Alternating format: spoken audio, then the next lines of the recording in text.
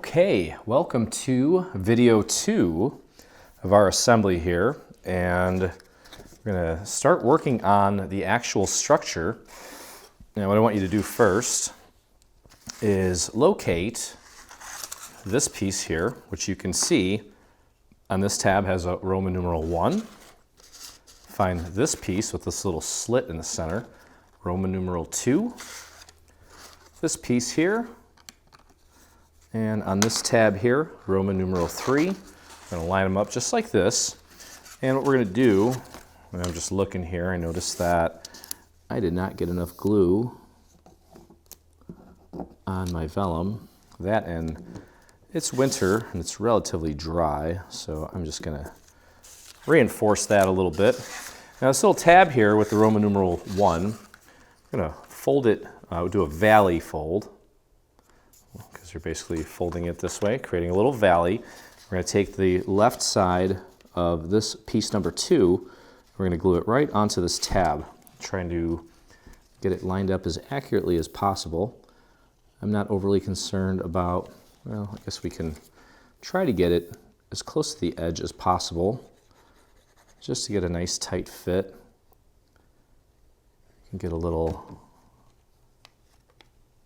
spread that glue out right up to the edge, but I do want to fold it in this way.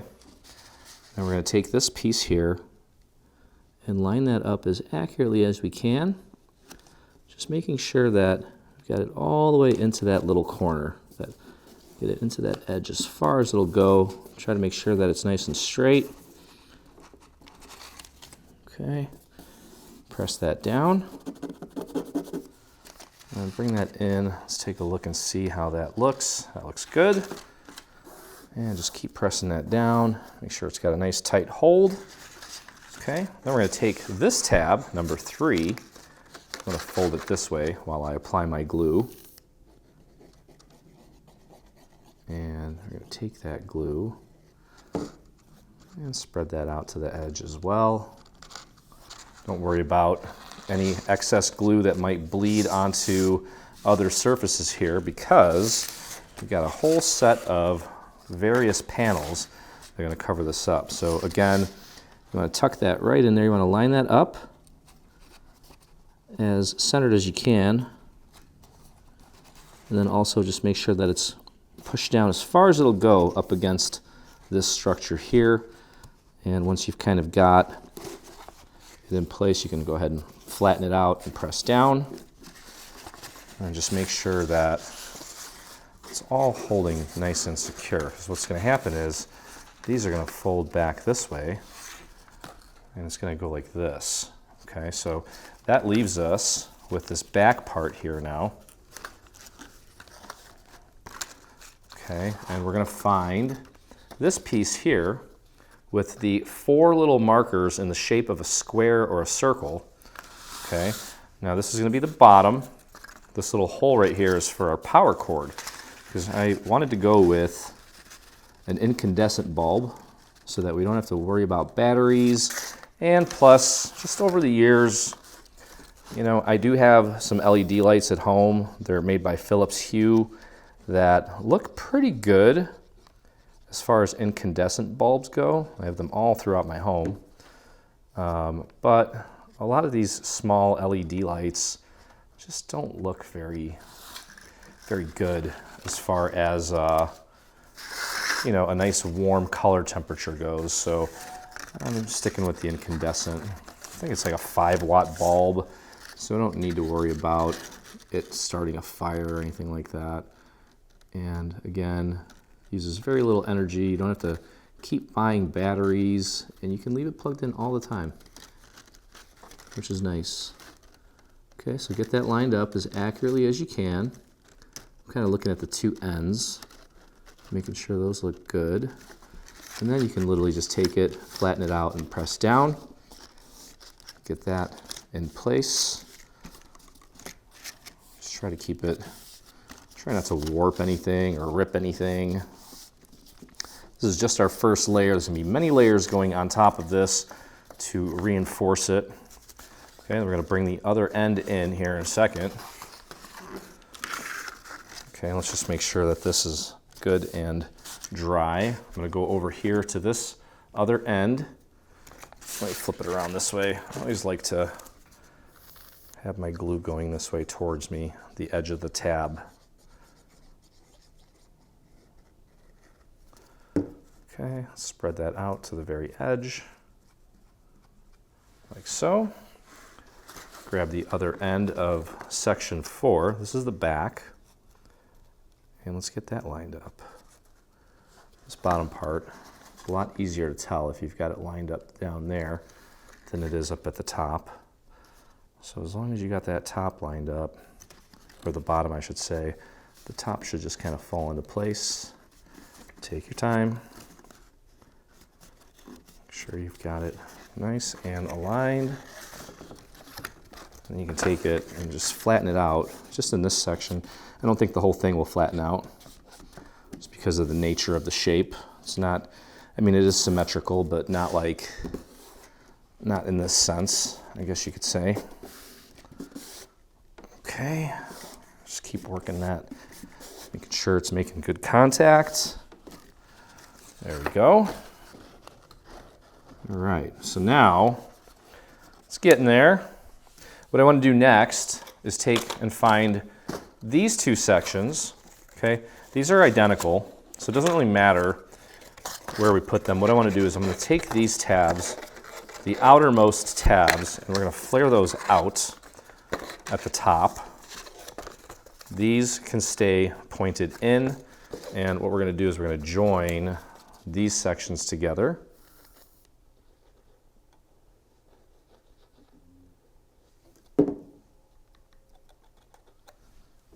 Okay.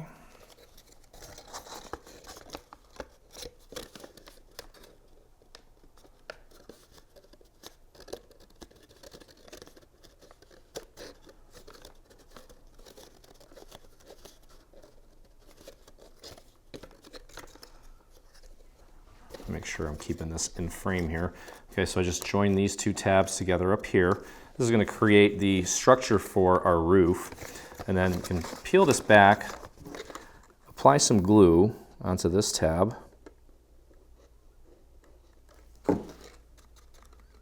Like so. And then bring this little wall in and get that connected. Make sure you get that lined up as accurately as possible. There we go. And then we'll flip over here to this side. Get this out of the way temporarily. Apply glue to this triangular tab.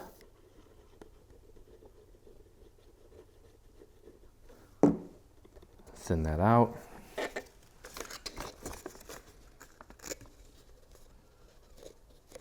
And then press that into place. There we go. So kind of creating a facade here.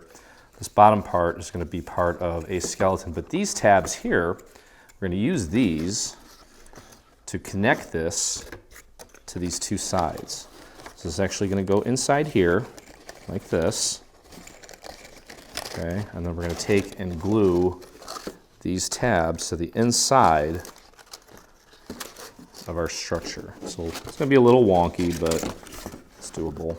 Okay, so we're going to grab this piece here, and what I want you to do is go ahead and apply a little bit of glue on these two side tabs here. Okay, just keep it mostly in the center. Okay, what we're going to do is going to slip this in. You want to get this up as far as it'll go. And kind of pull it up a little bit. And just go ahead and press that down along this little section here on this side. And we're going to do the same thing on the other side. Right back here. Make sure that this is all the way up as far as it'll go. I would kind of squeeze down at the bottom first, and then just kind of work your way up that little edge.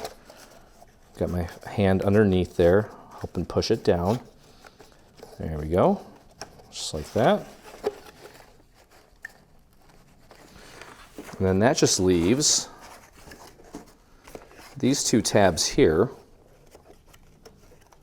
right there. Okay, you can see the top two tabs. Just go ahead and throw a little bit of glue on those,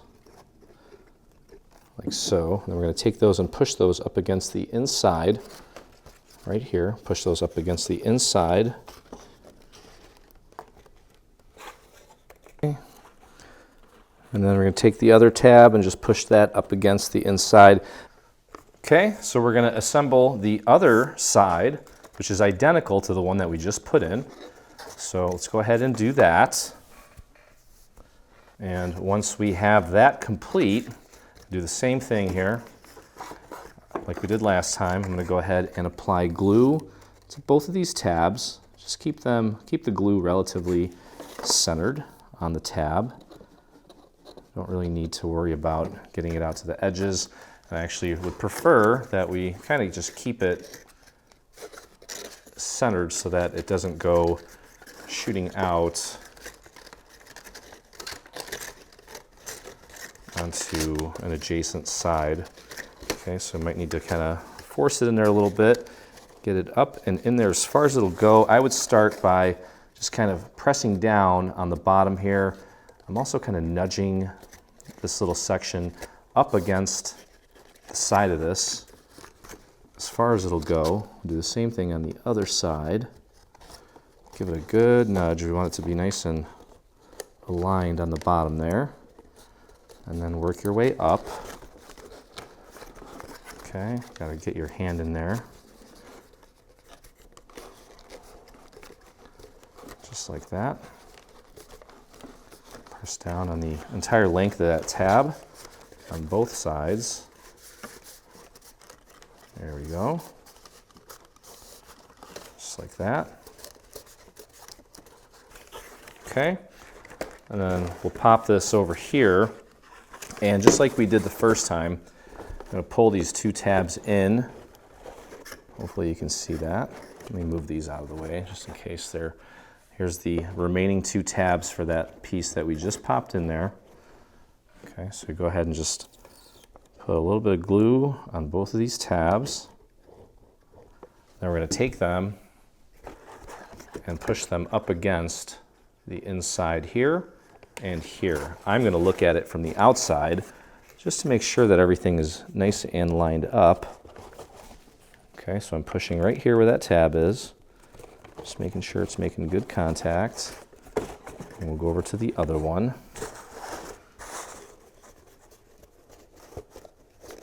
There we go. And we had a little bit of glue come out there, but again, it's okay. Still have panels coming, and we have the roof. Just want to make sure that it's making good contact inside like that. Okay, if we need to give it an additional little press for good measure. Okay, so it's getting there. Now, what we want to do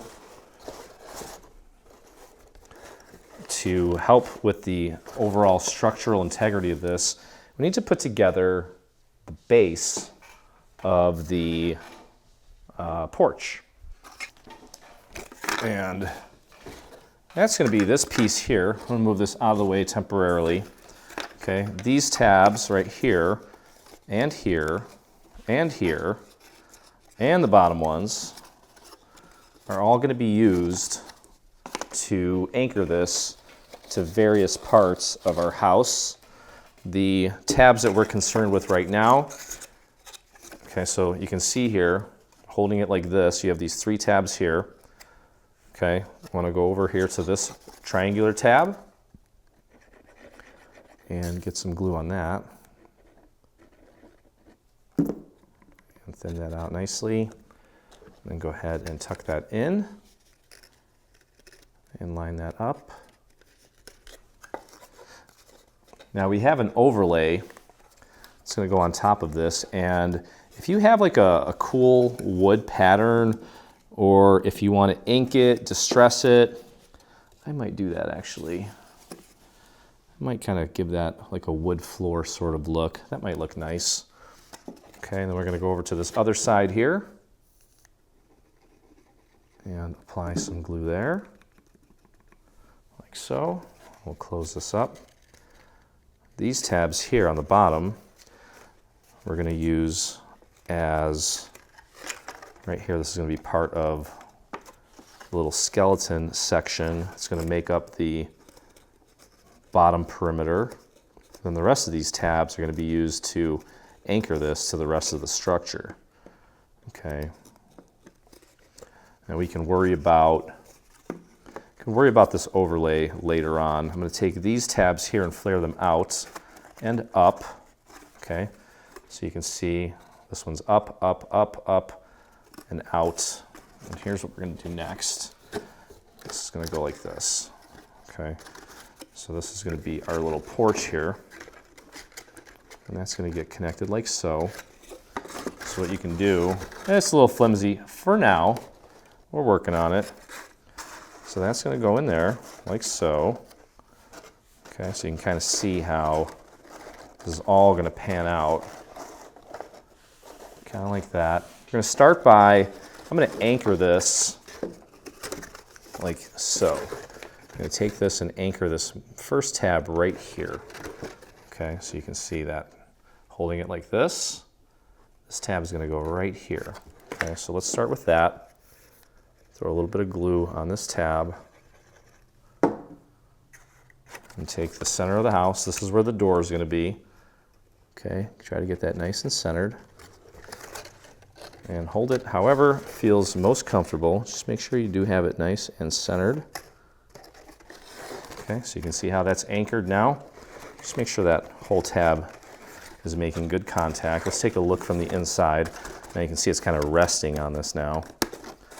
Okay, now from the inside here, you can see this tab here. Let me shift this around a little bit so you can see better. Okay, let's get it to focus. I'm going to point to it here. This tab right here is going to get glued to this side of this wall.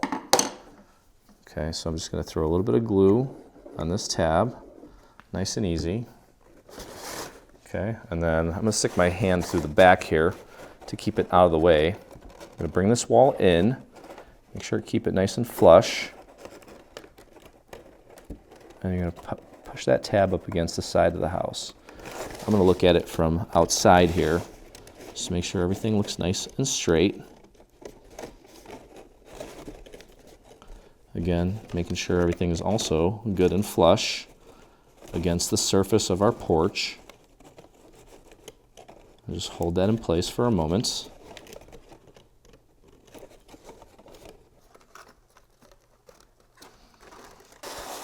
Okay, so just working my way over to the next tab here. It's going to be this one here.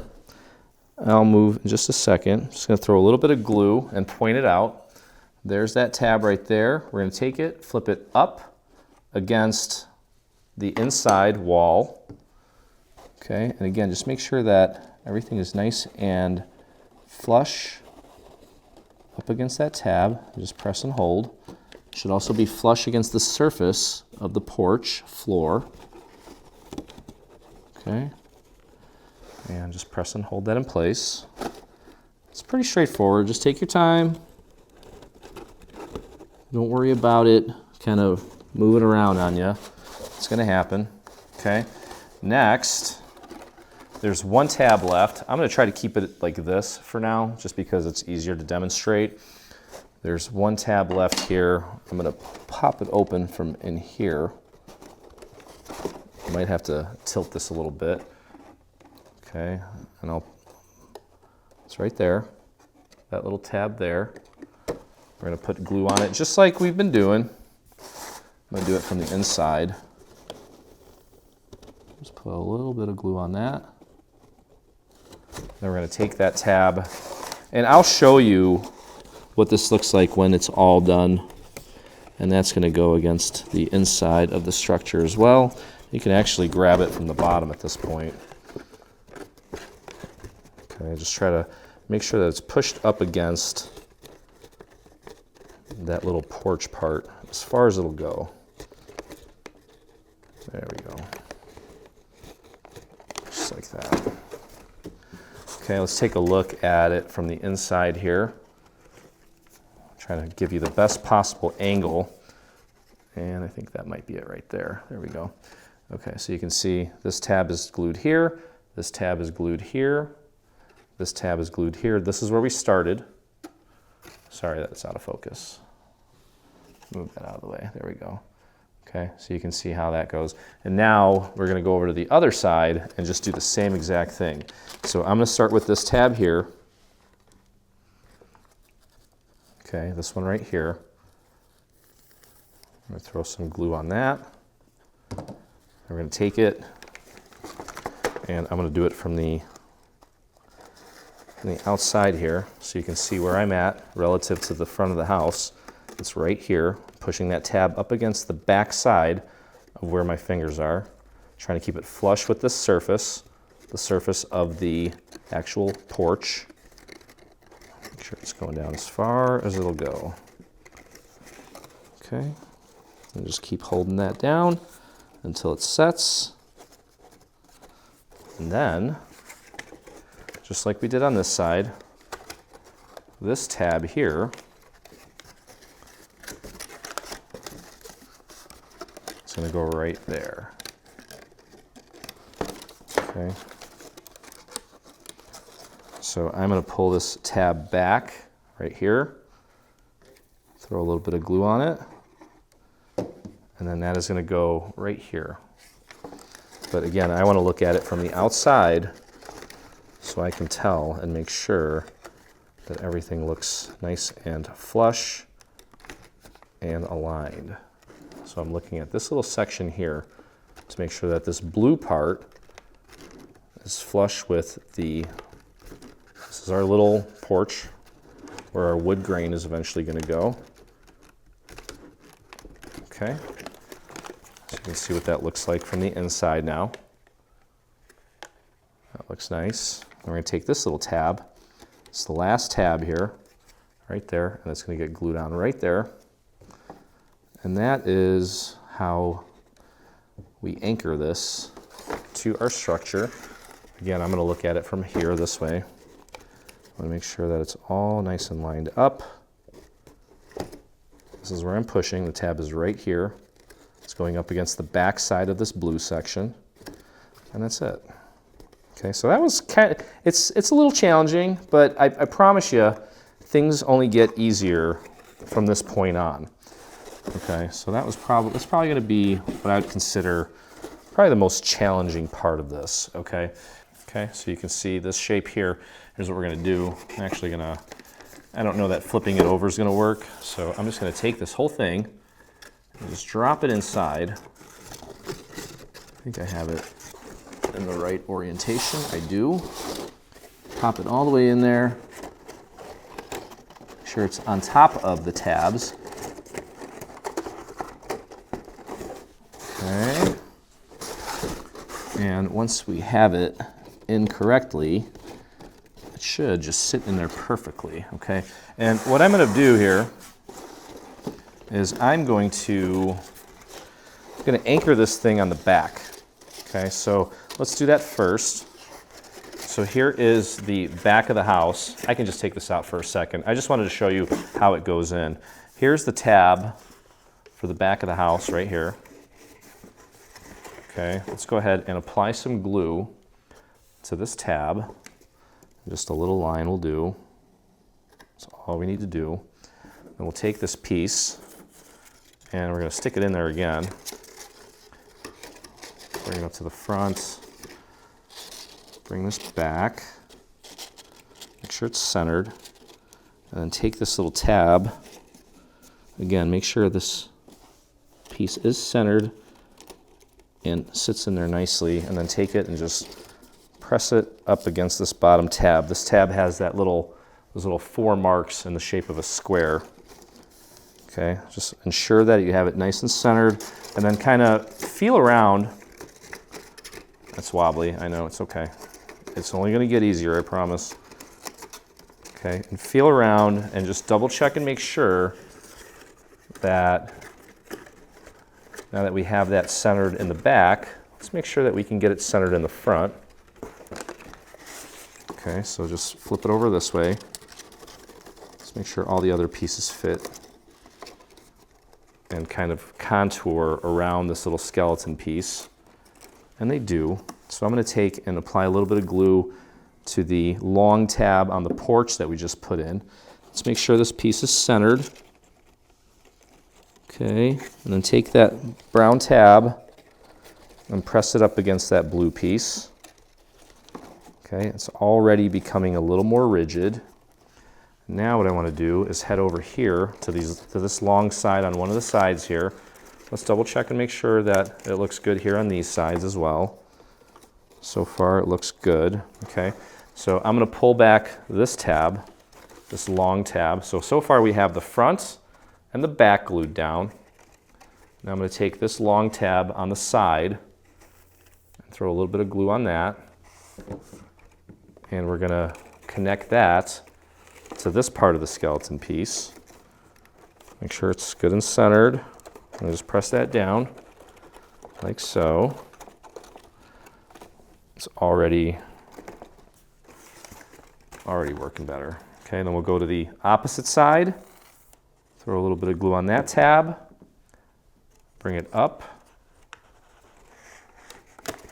And get sure that that's centered. And press that into place.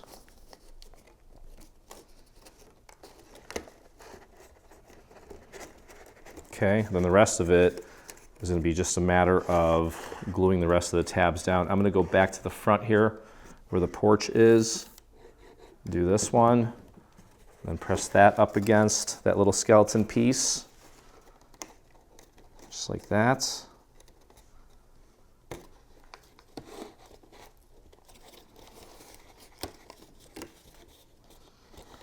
Make sure that that is all the way flush up against the inside of the structure. If it's not, it might throw things off a little bit. So that little bit of blue that's sticking out from the skeleton piece should be consistent.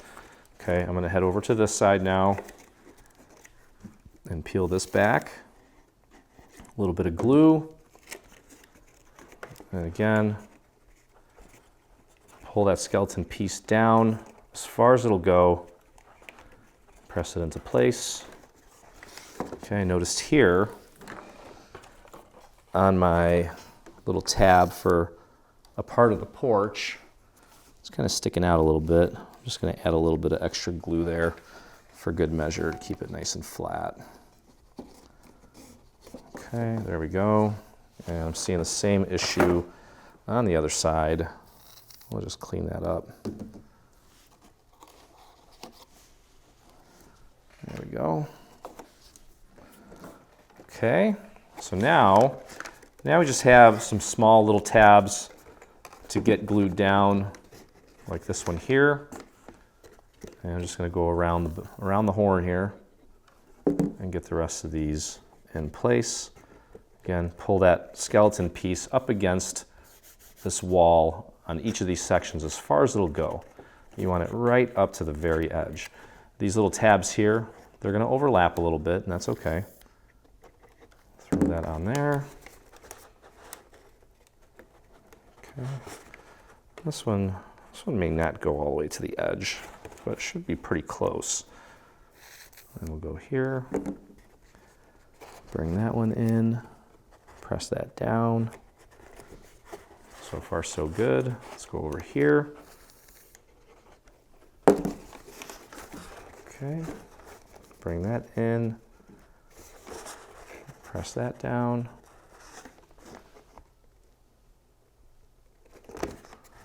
And then let's go over here.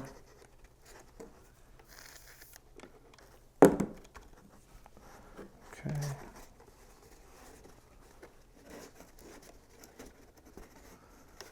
There we go. Okay.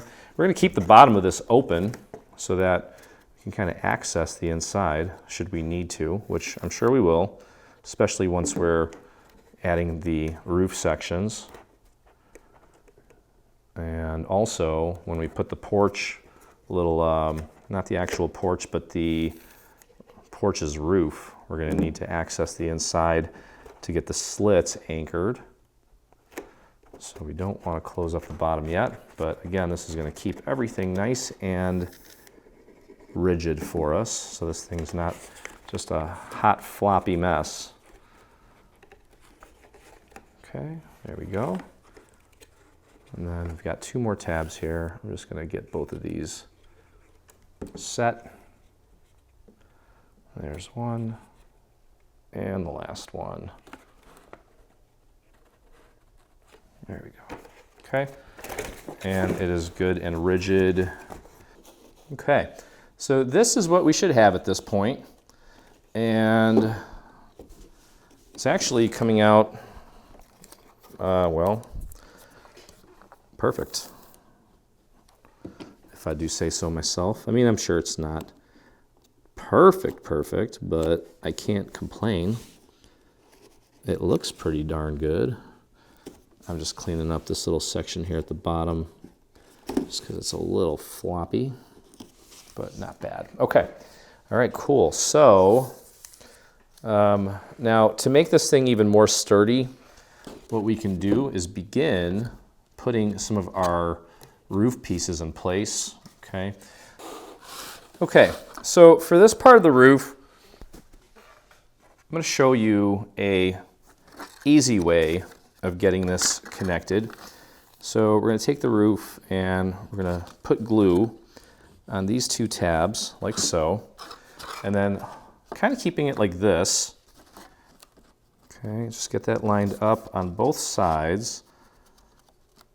Make sure that the edge of this piece with the S on it that I'm holding in both of my hands is, and then just go ahead and press it down right on those tabs. And if you need to kind of nudge it in a little bit, feel free. Now ultimately, this should be flush here, here, and on the bottom. Okay, so with the roof part here, if for whatever reason this section towards the peak wasn't completely flush, you can always just open it up like this and just paint a little bit of glue in there, and then you should be in good shape. So what we're going to do is, much like we've been doing, I'm going to take and anchor this to this long piece in the back here. Okay, so let's go ahead and get our glue going on this tab. And we're going to get it anchored first, and then just slowly, 1 tab at a time, just get the rest of it in place. So you can just kind of flop it over there, pull this tab back a little bit. Make sure you get it nice and aligned and centered right out to the edge. And again, if this isn't perfect, don't worry about it, because we've got additional roof pieces that are going to go on top of this. This is mostly just structural. Now obviously we want it to be as accurate as possible so that things aren't just like sticking out and being weird. But we just want to make sure that it's as centered as we can get it. Just like that. Okay.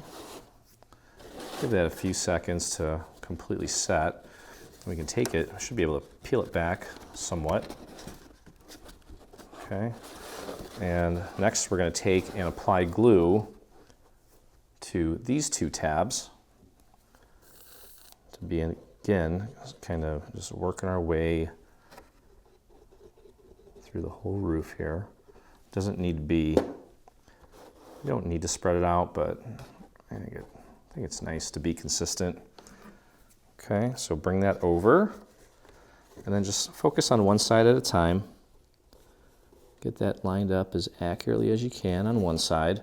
And the cool thing is you got this big hole where you can get your hand in there to help push up against that tab.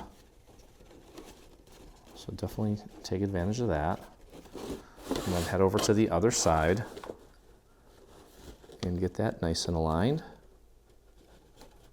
Make sure it's good and right out to the edge.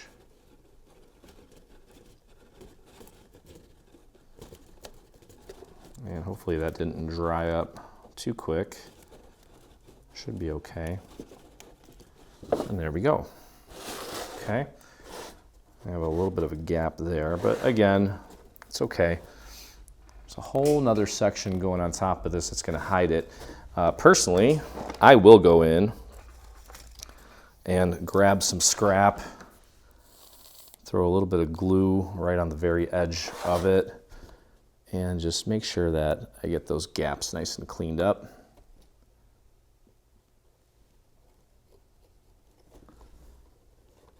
Just give those little areas a little extra TLC and press them down. Should be nice and flush there.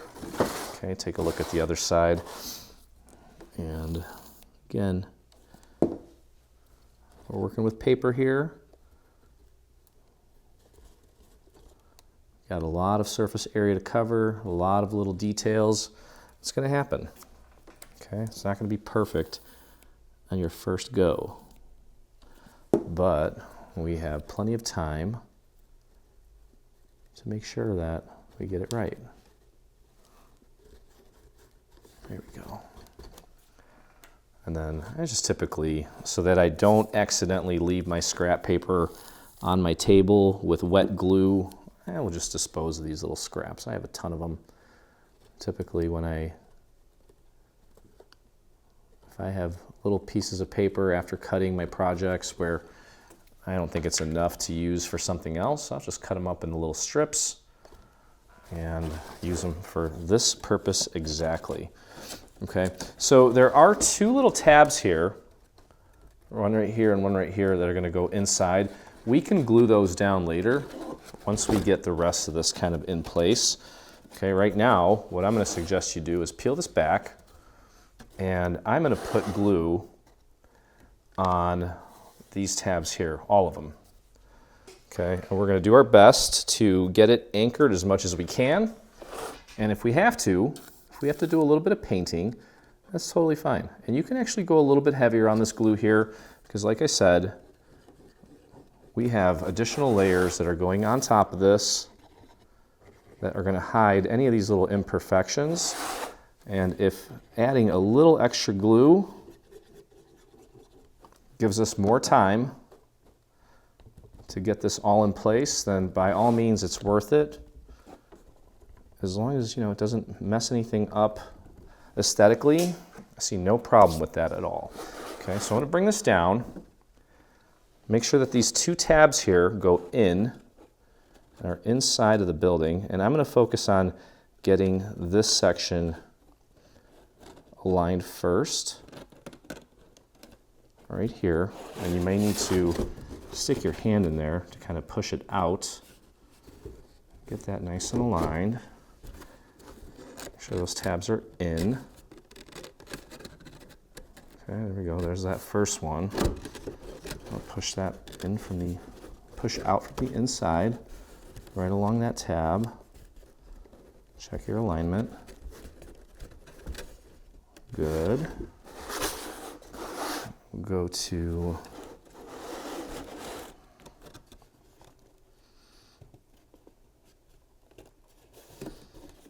okay, so I'm actually going to start right here on this section here and get this tab in place. Try to work as quickly as you can. I highly doubt we're going to get all of this to grab on our first try, but we're going to do our best to at least get some of it to grab so that we can go in and do a little bit of painting to finish it up.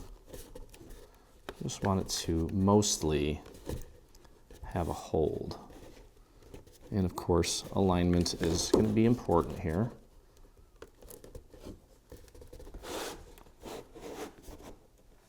Okay, make sure those tabs are in. Okay, that's not bad. All right, I'm gonna have to go inside here now. And I know we put glue on all of these pieces, but not all of them grabbed. Okay, so I'm going to grab some scrap, throw a little bit of glue on some of this scrap, and I'm going to start working this little section. I'm going to paint some glue right on that area there, because it looks like maybe it grabbed a little bit of it, but just not enough. And if you need to give it a little bit of a nudge, totally normal. Just press that into place. Again, if it's slightly off, don't worry about it.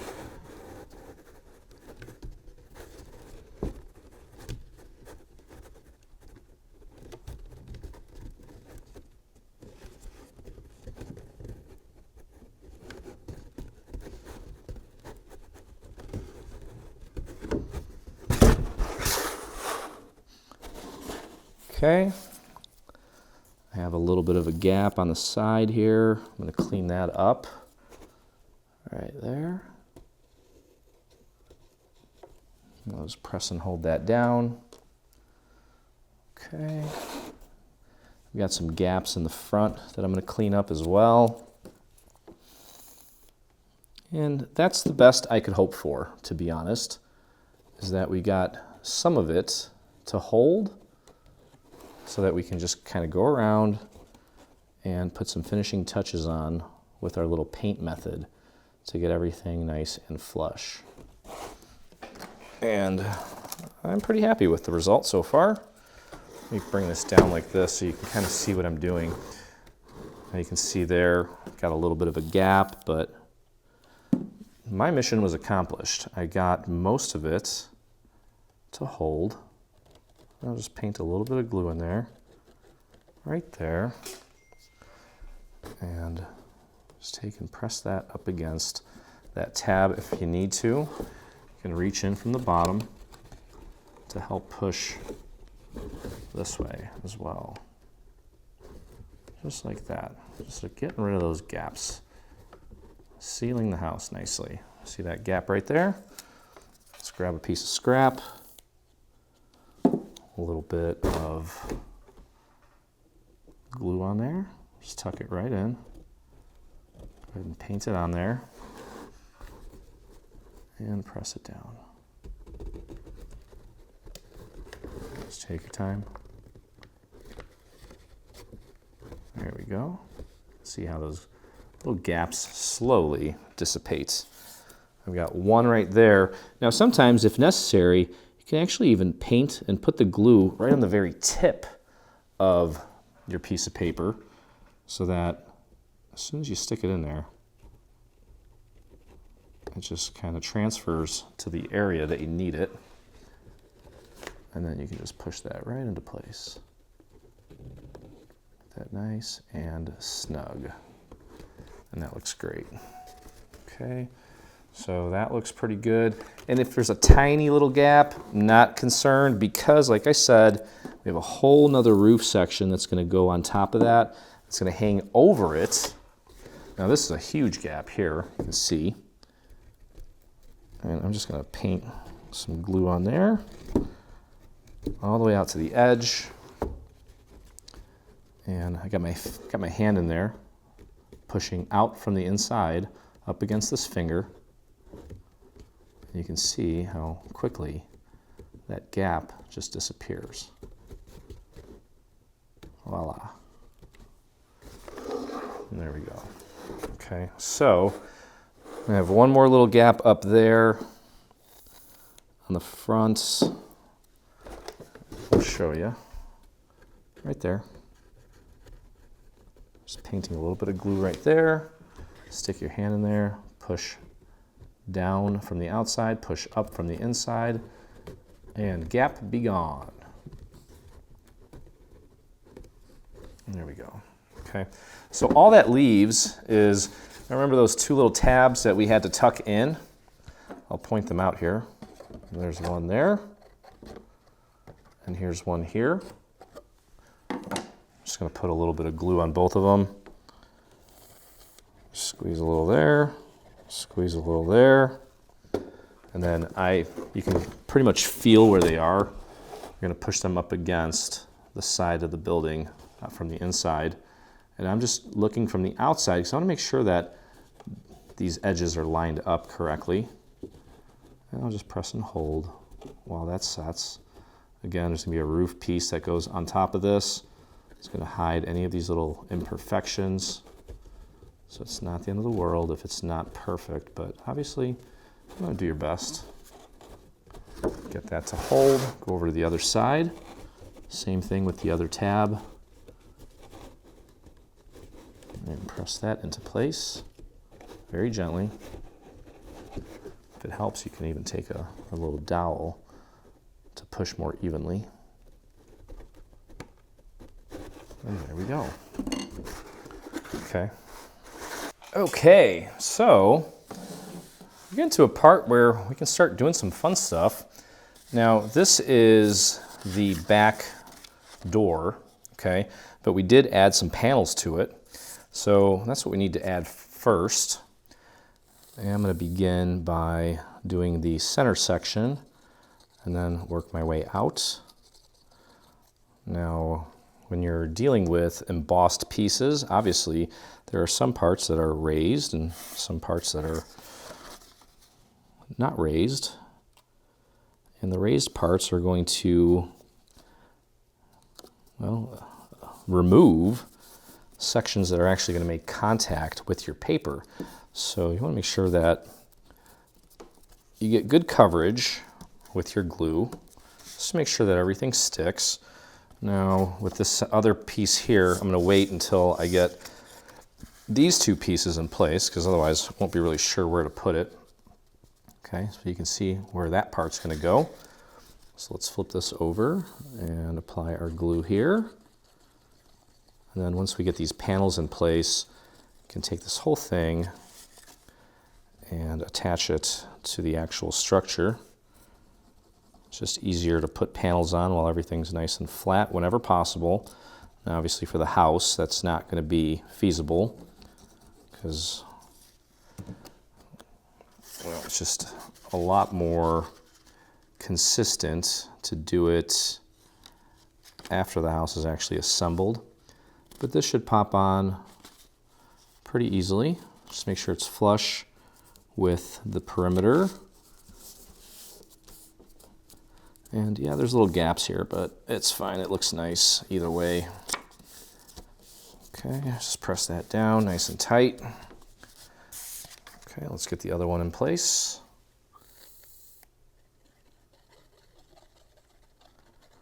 This section had to be, just to allow us to emboss it, we did have to break it into 3 sections because there's not that many super large embossing folders. That's one thing that if I had the resources to do it, boy, I would love to launch my own line of super large embossing folders, especially for stuff like this. Okay, make sure that that is nice and aligned, flush on the bottom, flush on top. Now, occasionally, depending on which embossing folders you're using, it's very possible that because of what embossing does to your paper, it's possible, I'm not saying it's going to happen, but it is possible that you'll find that some of your panels, your embossed panels, might not fit right. That's because the embossing folders technically could, they don't always do it, but they could stretch your paper. Okay, I've seen that happen before. All right, so this is the last piece here. And then we also have the actual piece for the door, which, as you'll notice, didn't fit, and I had to emboss it vertically. That's okay. Apparently, that's a thing, where some houses have vertical and horizontal paneling. So I was like, okay, well, it works for me. All right, so nice and rigid now. And now finally, just need to put this little piece on. So let's get the glue going for this guy. And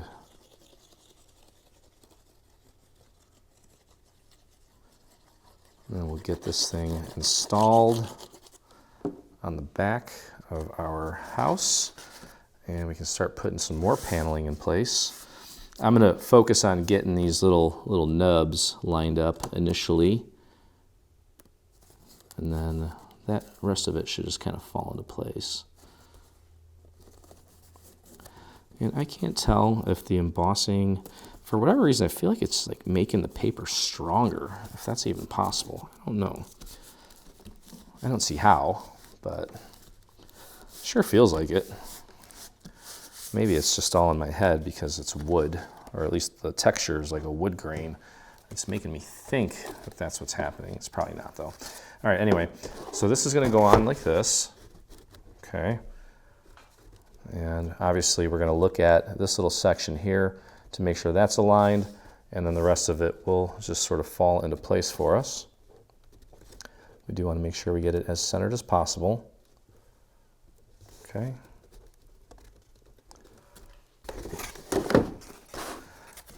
Now for this, you obviously only want to put the glue on this section here. Do not put any on the door. And also, you can actually technically apply the glue to the structure instead of onto the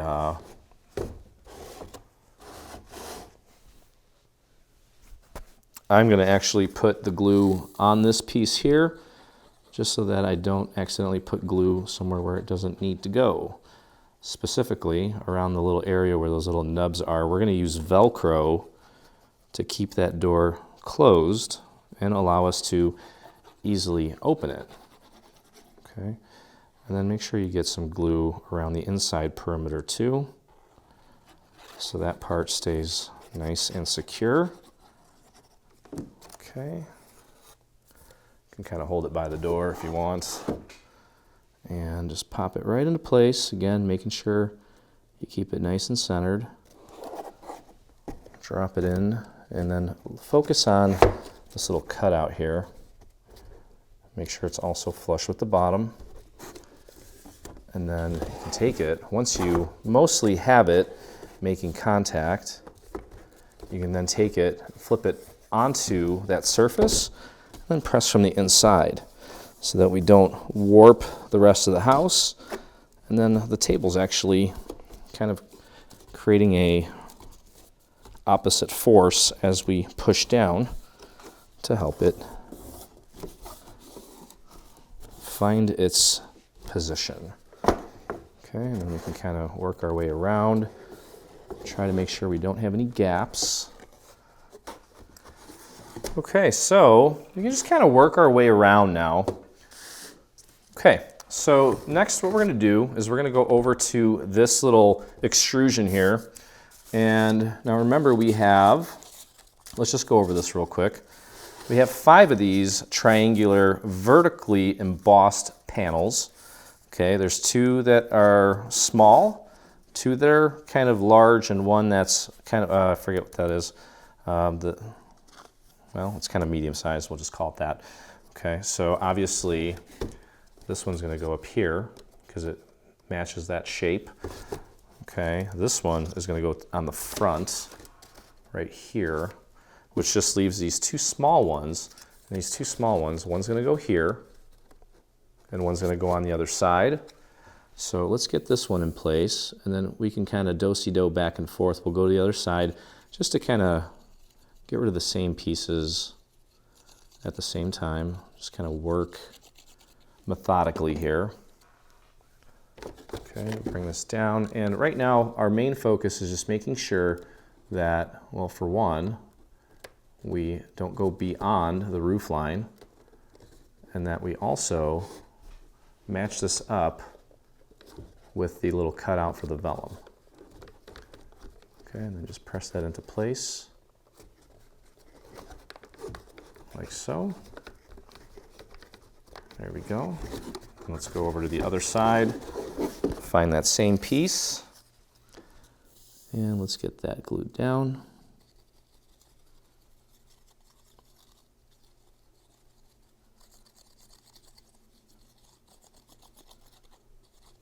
Okay.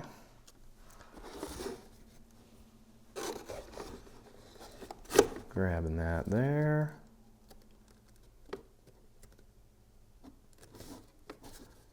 There we go. Press that into place. We also have some white paneling that's going to go over these different sections to kind of join them all together so everything looks seamless and we don't have any gaps and such. Okay, but again, if you are embossing, just make sure that everything's getting a good grip, because technically almost half of this piece is kind of not making contact with the piece, with the main structure, because it's raised. Okay, so I can see here this might need a little extra love by way of painting. I can tell it's kind of sticking off a little bit. Just clean that up real quick. Okay, so I just thought that maybe this might be easier. Here's what we're going to do. We're going to glue half of the window to this panel. And if you look at it like this, you know that you can put glue up to this horizontal part of the window frame, and then the rest of it below that. Okay, so we can go all the way down here, all the way down here, do this whole section here, and then just a little bit right on this horizontal part, and just a little bit there. Okay, and then let's match this up like so, just like that. Just make sure we got it nice and aligned, nice and centered. I'm going to flip that over, press down from the back.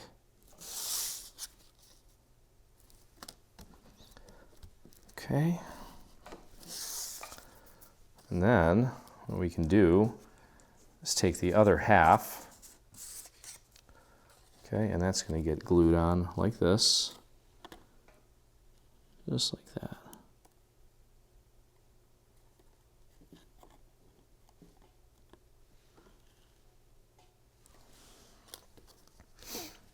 Okay, so go ahead and apply glue to the remaining section of the window frame. And go horizontally here, vertically here, and then just go real thin on that remaining vertical piece. Okay. And then just match that up with the little cross. And then also try to nudge this down so that these two sections meet. They should meet and be pretty flush. Now obviously my embossing didn't exactly meet up perfectly, but that's okay. And I can tell that on the one side, I kind of stretched the paper more than the other side, and that's okay. It's still gonna look good. Okay, so now we have that built, and you can see that this is going to fit on here just like that. Okay, we want that relatively flush with the bottom. Should match up with the little cutout, and of course get it nice and centered. So let's flip this around, and we can apply our glue to this entire piece. And if you really don't want to put glue on the tiny little cross sections, I don't think you need to, but I would put glue on the larger sections here, like these sections here. It's already pretty sturdy. I don't think it's going to really mess with us too much. So let's bring this over, and I'm going to stand up and do this. I want to make sure it's flush with the bottom, centered, using my finger to kind of feel to make sure it's flush. It should just naturally fall into place as far as the cutouts for the vellum. Okay, that looks good. Now once we have it mostly centered and kind of grabbing a hold, we can take it and flip it onto that surface, and then press from the inside so we don't damage the rest of the structure, and the little bit of weight that it has will also kind of help push it down. Okay, we'll take a look and see how that looks here in just a sec. There we go. Let's take a look here. That looks nice. Wonderful. Okay. If we do have any little gaps there, we'll just go in and clean it up. Throw a little bit of glue on the edge. Slide it right in there. And just push and hold that in place. There we go. That's looking sharp. Look at that gap. Proud of that one. We'll fix that up. Fix it up in a jiffy. Just paint a little bit of glue on there. Actually run the entire width of that. Surprised that I missed it that bad. It's okay. Happens. Happens to the best of us. There we go. See? Not bad at all. Okay. And yeah, I've got a little bit of a gap there, but it's not so much of a gap, more of a line, but it'll be fine. It'll look nice. Okay, so that's that. Now that we have that, why don't we, actually, my bottom, I've got a gap in my bottom, and it looks fine. I think it looks great. Not worried about that little seam there. Okay, so we'll go over to the other side. Do the same thing that we did here. Okay, now remember that we've got 2, 1 and 1, 1 and 1, 1 and 1, and then there's 4. This is going to go down here, which means that we apply our glue to the entire bottom section, and then up to the first horizontal section, like so. And then just get that attached. Let me move this out of the way because it's kind of taking over the focus. I'm not sure why it does that. Okay, get that nice and aligned. You can also take a look at it from the back. That looks good. I'll push that down. There we go. Looks good. And then get the rest of it glued down.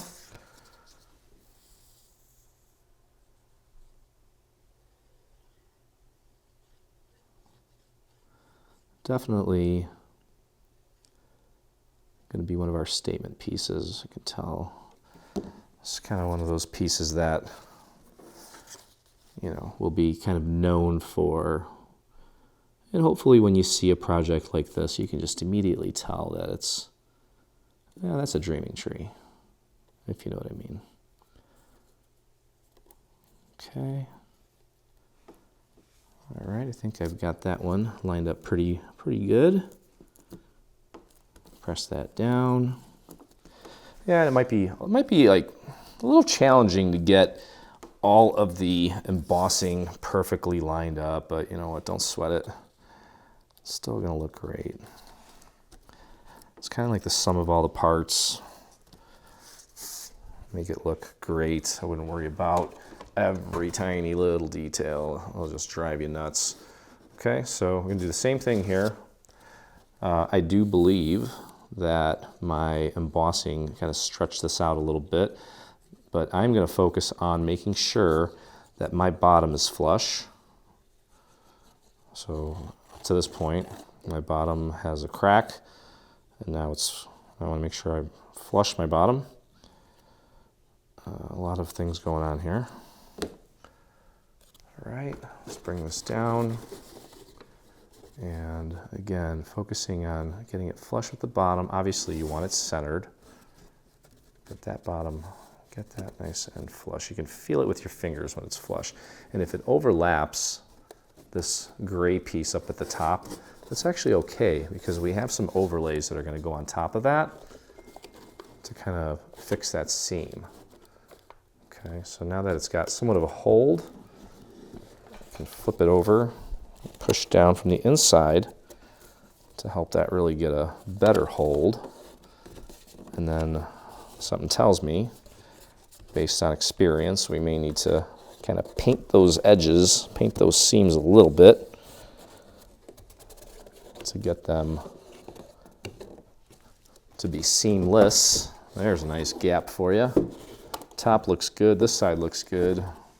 Bottom doesn't look too bad, but let's clean it up.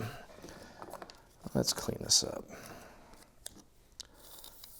Got tons of little scrap pieces in a little box that I keep just for stuff like this. I knew this was going to be an involved project based on how long it took to develop and engineer, and I actually don't mind it. I needed this. With everything else going on, I really needed it. It's a great disconnect from everything.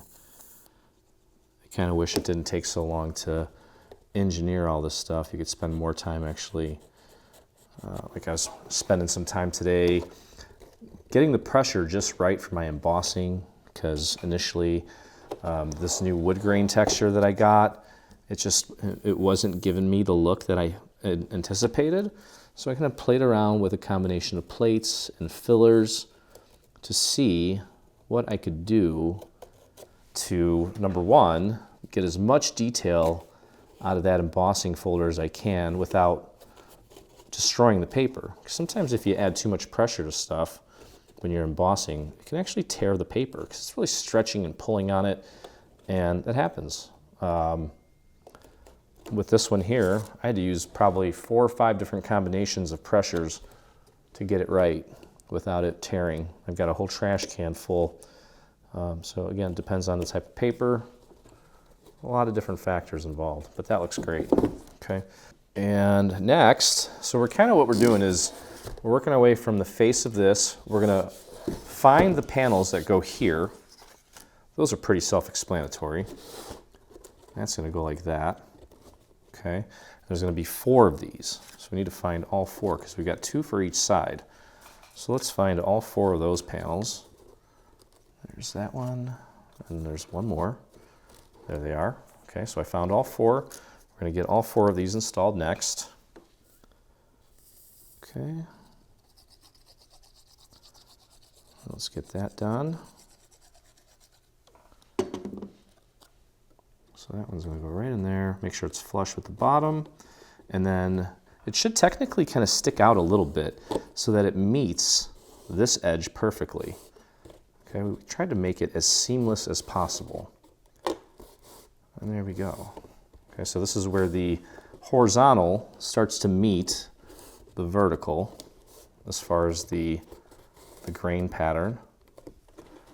That looks really nice. Let's just make sure we keep it nice and flush on the front.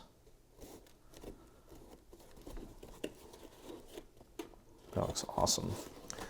I'll flip it over this way and put that next one in place. That looks really good. I really think that taking your time with embossing and inking just completely elevates projects. Not to sound cliche, but takes it to a whole new level, as they say. A whole new level. But it does. As cheesy as it sounds, it does. And that level is a level of realism and depth and detail and beauty. So why not spend the time? Okay, there we go. Check that out. Looking sharp. Okay, so that part was good. And just to kind of stay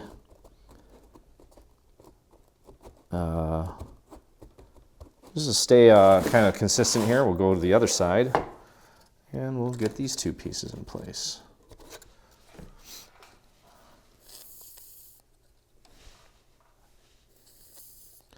I have no idea how long this video is going to be. I imagine it's going to be a long one.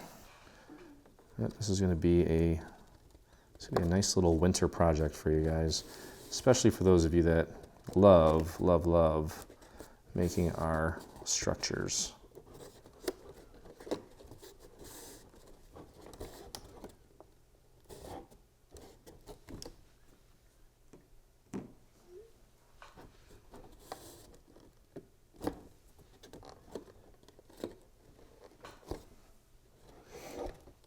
Okay, let's head over to the other side. Last little section for this one, for this little extrusion.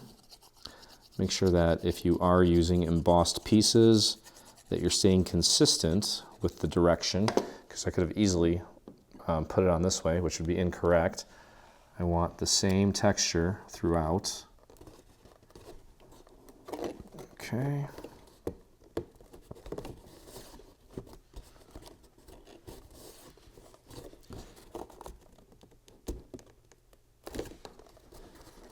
There we go.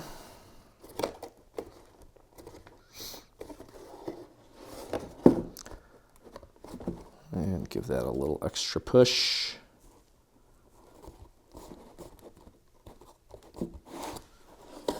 Okay.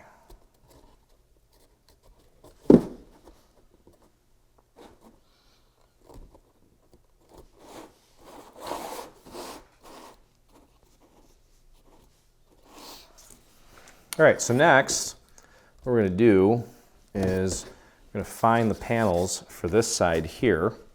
Okay, so I'm going to head over here, and next, I'm going to start again with the top. So let's get our glue on this piece. Start with this top part, just in case when we put the siding on, if your embossing folder happens to stretch your paper, we can overlap this part. Okay, there we go.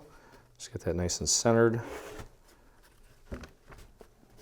Press that down. You can actually stick your hand inside through the bottom and push up while you push down. Get that in place. I can't put this on our surface anymore. Well, you can technically put it on the edge of your table if you want. Kind of like this. I don't know that I would, just in case. A little too much movement for comfort for me. I'm going to go over to the other side and apply the other piece. That looks just like that one.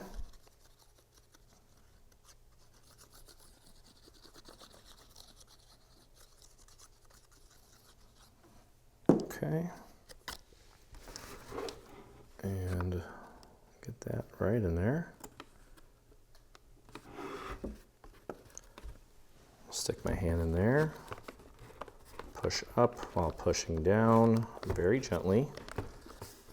Make sure it's all making good contact. There we go. Okay, that looks pretty good. Flip over to the other side. And now you can start putting this section of paneling on. Okay, you can see how that's going to fit. All right, so let's flip this over and apply our glue. I'm going to put this on my surface just because this bottom part is a little wobbly.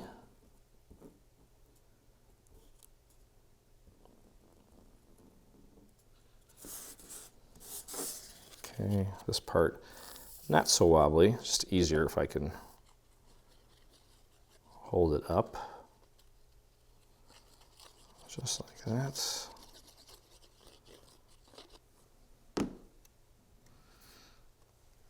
Okay, and I'm just going to drop this right on here. You can see here, just based on how I did my embossing, it all kind of lines up magically. I think it's just because of where I was positioning it and how I was positioning it. So that is a nice little bonus on my part here. Okay, I'm going to pop that into place. Press that down very gently.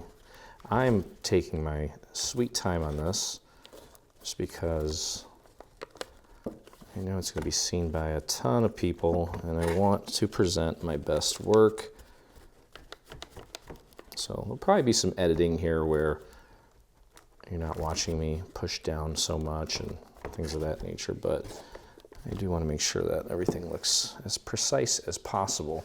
Okay, so you can see here the alignment on the siding is pretty much dead on. It's because I aligned it in the exact same spot with every single piece. Okay, so that is really nice, even though we have those gaps. All right, so I'm going to take and flip this over and begin applying my glue.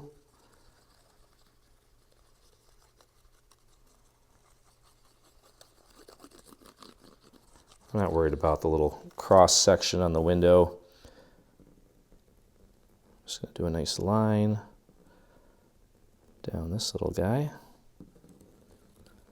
And a little squiggly. And again, you want to make sure that it's flush on the bottom. And I want to try to line up my paneling as well, flush on the sides. There we go. And I can tell that this one was stretched a little bit from the embossing, which, like I said, is expected. Okay, there we go. All right, now while we're on this side here, one thing I want to do, now this, if yours was stretched and it doesn't line up perfectly, you can just take and cut it with some scissors, or if you need to use an X-Acto to kind of trim that off, you can do that. Again, that's very typical, especially with this sort of embossing folder. I've seen it happen many a time. Okay, so that looks nice. But that looks good. I will head over to the other side and we'll do the same thing on the other side with these two pieces. Okay, so this one's going to go here. And then this one's going to go here. You can pick whichever one you want to start with. It doesn't really matter. And let's get our glue going. Things are already kind of moving a little bit quicker than before. Maybe not as quick as I thought. But not bad. See how you guys are going to get to, well, I guess while you're watching me, maybe not, but sometimes when I craft, I like to put on a podcast or something. I just had some glue on my table.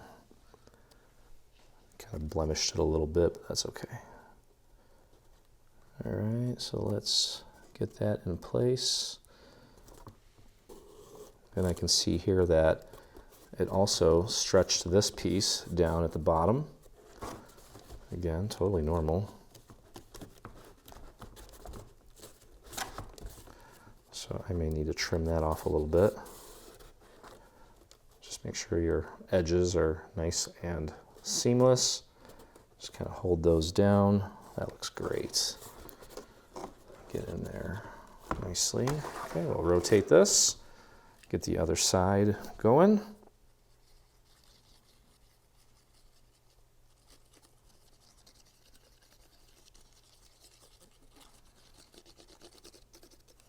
Okay, let me put this down.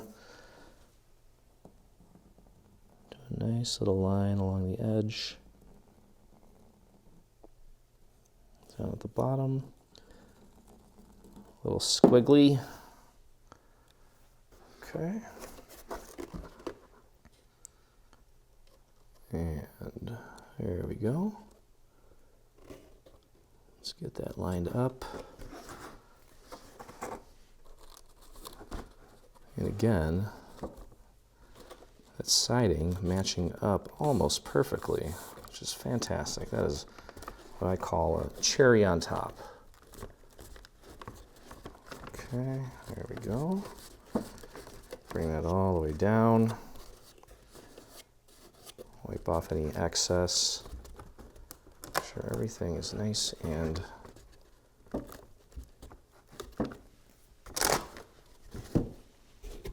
flush. Sorry, we're really concentrating here.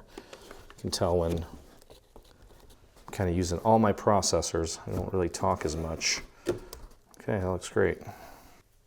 Okay, and I have a couple pieces. All right, so this part here, this is pretty obvious what goes here. can see how that's going to fit. And again, siding almost perfect. Okay, and with this, you just want to make sure that we're not obstructing the little slits there, because we're going to need those when we anchor the roof for the porch.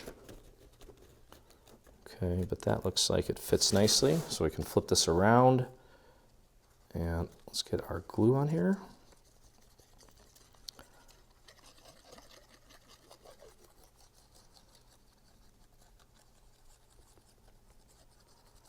Try not to get any glue too close to the slits.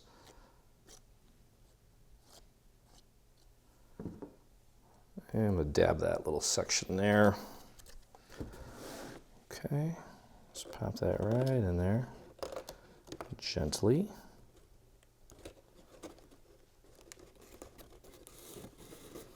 There we go.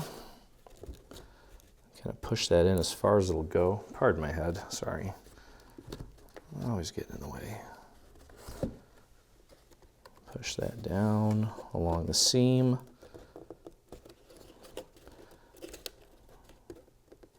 There we go.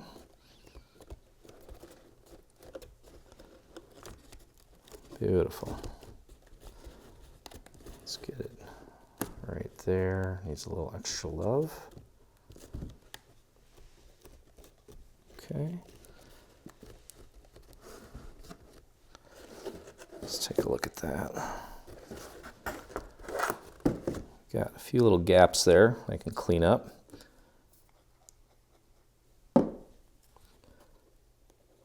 Just kind of pop some glue in there. Press and hold. Okay. Well, let's see here. Yeah, we're almost done with the paneling here. What else do we have to do?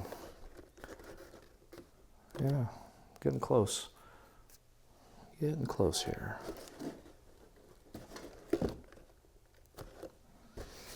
Okay, let's go over to the other side. Do the same thing here, just like that. Okay, flip this around and get my glue going.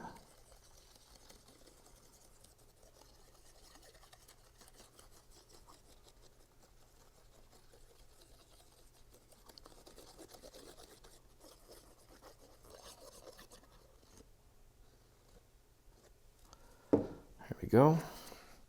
So anyway, tomorrow is Christmas Eve.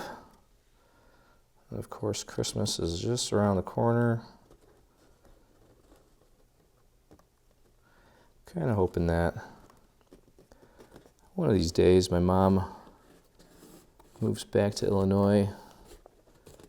It'd be nice to see her more for Christmas. Right now it's kind of a pain driving to Ohio in the winter with 3 kids and a 2-year-old. Not exactly what I would consider fun, but I guess maybe I need to suck it up. Because even though she's relatively healthy, you never know. So maybe we need to go see Mom soon.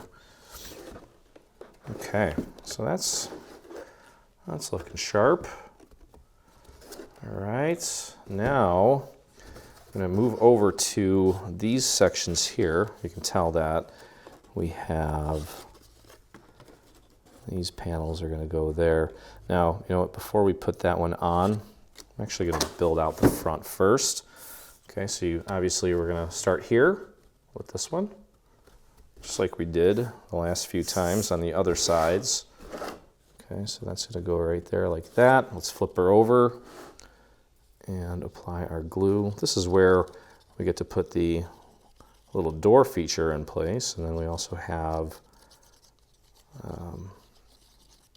we've got some windows and such, and I think we're going to put the porch in last, just before we do the roof. Okay, just make sure that is good and centered. You can stick your hand up there and push up from the inside.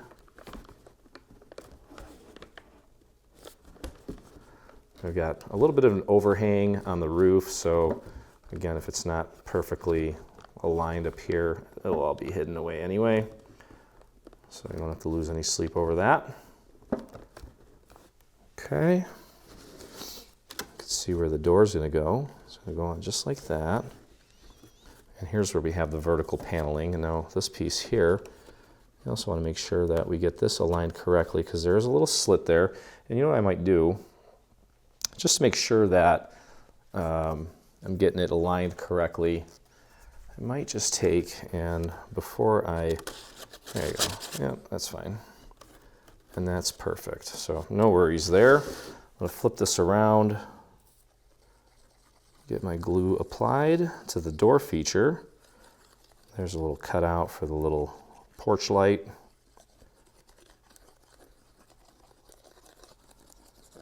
Boy, I gotta do another video with Mr. Peyton so you guys can see how fast he's growing and how smart he is.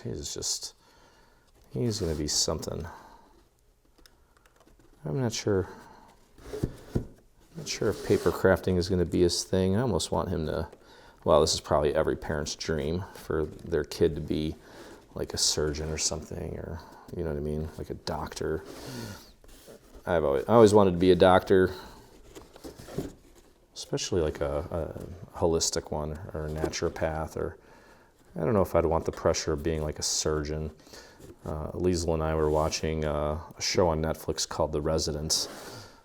I spent a lot of time in the OR, and I don't know, man, that place, operating room seems, I couldn't handle it. I know I couldn't. I'm too anxious of a person to handle an operating room. Maybe Peyton won't be as anxious as his dad, and maybe he could tolerate it, but boy, I'll tell you, I'm not the guy for that, I'll tell you that. All right, so you can see that there is, the siding on this is not exact, but there's gonna be a roof there. It's gonna break it up, so I'm not overly concerned about it. Let's just get this glued into place. Now ideally, I would have, just like the other paneling, would have gotten it to be exactly aligned, but you know, you can't have it all as hard as you try. Okay, but just make sure you get it nice and centered. Pardon me, my head keeps blocking everything. It's just so big, you know, as much as I try. Okay, so that is going to go right there, like so. Okay, just make sure you get it good and centered. It's making good contact throughout. And as I mentioned, we have additional paneling that's going to go over these little areas here to kind of get rid of this abrupt ending. We'll kind of create a little transition between the two colors. And that'll look nice. And so far, looking pretty sharp, if I do say so myself. Okay, and that's gonna go, yeah, that's gonna be all covered up. So that's gonna be nice. Okay, and then finally, we'll go over to the side here and we put this panel in place here. And I think that's gonna do it for the blue panels here.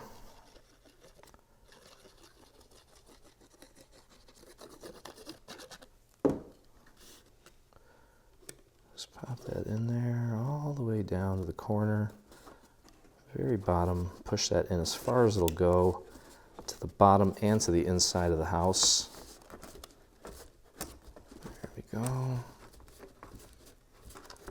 And just make sure the edge is making good contact.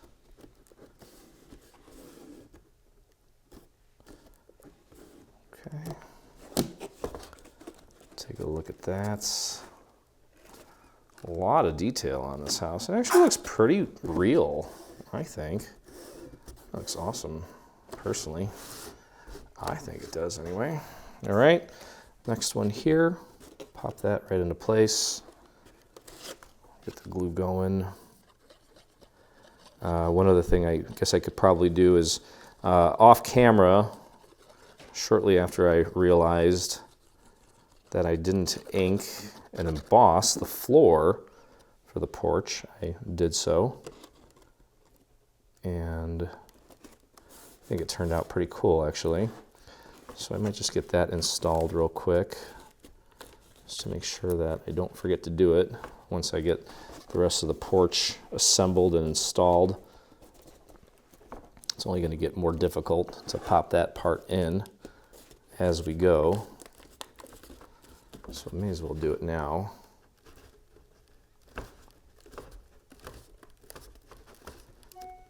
Okay. Let's take a look at that seam. Looks good. All right, so we're going to put together our porch. You can see here what I have so far, looking really nice. Everything is super sharp and precise. Okay, so we have 2 layers for the each section of the porch. There's the front and then the 2 sides. We can actually take and glue these down now.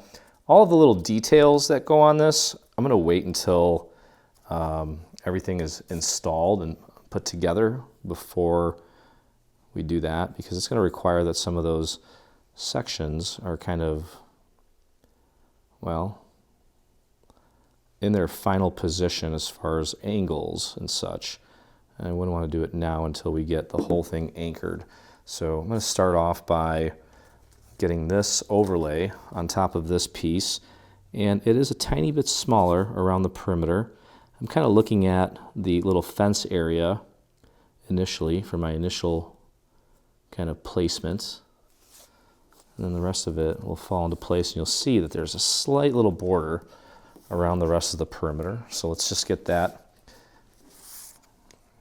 into place. So that's this one, and that's going to make it nice and sturdy. Do the same thing on this one here. Flip this around. If we made this fenced area or the little porch area 1 layer, it would be a disaster. We definitely needed to reinforce it with a 2nd layer to keep it structurally sound. And then when you add glue to it, it actually adds to the strength and bulk of the piece. So in essence, it's kind of like 3 layers thick in a way. Okay, so just make sure everything's good and aligned, like so. Press that down. I did fold the tabs to kind of loosen them up, but then I flattened it out, obviously. It just makes it easier to push down on everything. I didn't do any inking on any of the white pieces. I want them to stay nice, pure, and clean and white. Okay. Obviously, if you think about it, you have a white picket fence. How often do you want to go purposely tarnish or blemish it? Now with this piece here, since it's kind of wobbly, what I'm going to do is I'm going to do this in 2 sections. I'm going to start with 1/2. Actually, I'm just going to go right up to there, throw a little bit on each of these little fence posts, and we'll get that in place. And then we can always just lift up the other half and apply our glue without having to try to do all of it in one shot, which may prove to be a little difficult. So we'll just do 1/2, or 1/3 technically, if we're being technical. Do 1/3 of it, and then what you can do is just drop the rest of it out like this. Apply your glue to the rest of it. The cool thing is because we have it anchored, when you drop it, it should pretty much fall into place. Okay. Do a little bit on the fence posts. Like that, and let's see if my theory is true. Ugh. Close. Not exactly though. Good enough. There we go. That lined up beautifully. Press that down. Next, we're going to take and connect all 3 of these layers. Okay. Beautiful, nice and sturdy. And you can see there's a little tab here on the edge, tab here on the edge. The bottom tabs, we're going to use that to anchor it to the underside of our floor. Okay, so obviously this side's going to go here. These tabs, we're going to use those to anchor this to the actual structure itself. All right, so what we can do now is apply a little bit of glue onto this little tab. Okay, and then we'll take this guy and get that lined up right next to the front of it. I just noticed that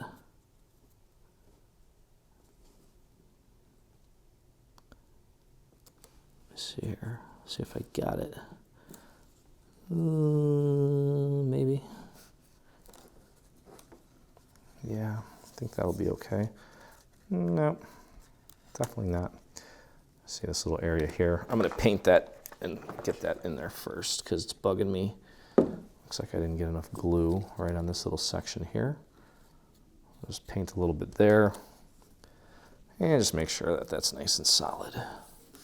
Now we can go back to this tab and apply our glue. Pretty thin, but doable. I'm not even going to worry about spreading it out. Just want to make sure that I have it lined up correctly vertically. There we go. Press that down, and what you can do is take it and fold it over onto itself to make sure that it is in fact lined up. You can tell because these tabs right here are flush, and actually you can see here that little cutouts line up perfectly as well. So that's also a good indicator that you got it just right. There we go. Okay, and let's go over to the other side and apply our glue to this little guy.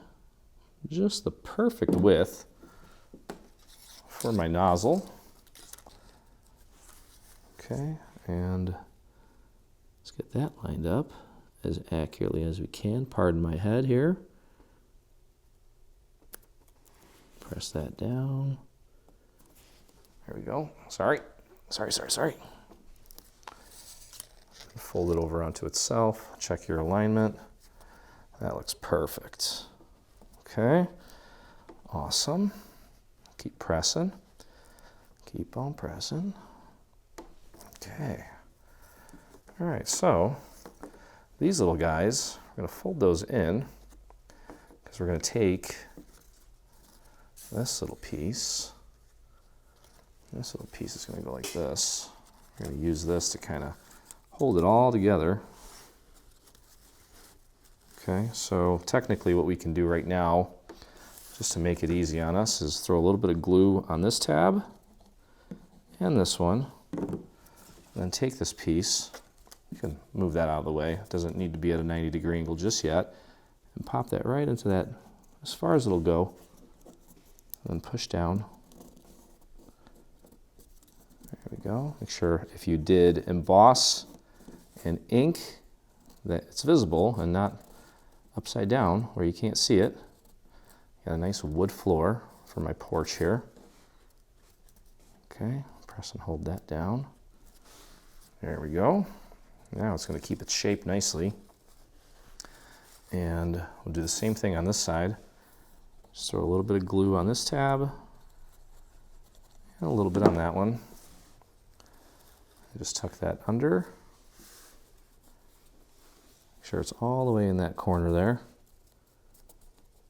as far as it'll go, and then press down. Get that to stick, just like that. Okay, try to keep your fence nice and straight. There we go. Okay, next, we're going to take the roof part of our porch, and you'll notice that there's a little triangular tab here. I'm going to throw a little bit of glue on that. I'm going to tuck that right underneath this little section, and it kind of comes out at a point. Just want to make sure that this edge goes right up to that little score mark there. Okay, we're going to flatten this out. It kind of comes in, but once we flatten it out, it is going to be a 90-degree angle. Go over to the other side. dab that, tuck it under, and get that lined up, like so. There we go. Okay, and we're going to take this piece and get it connected to these 3 tabs, and then we're going to go ahead and get it anchored to the actual house. Now these tabs, we're going to flare these out towards us, okay, because that is how we're actually going to connect it to the roof. Okay, so you can see here, you kind of slide the roof under there.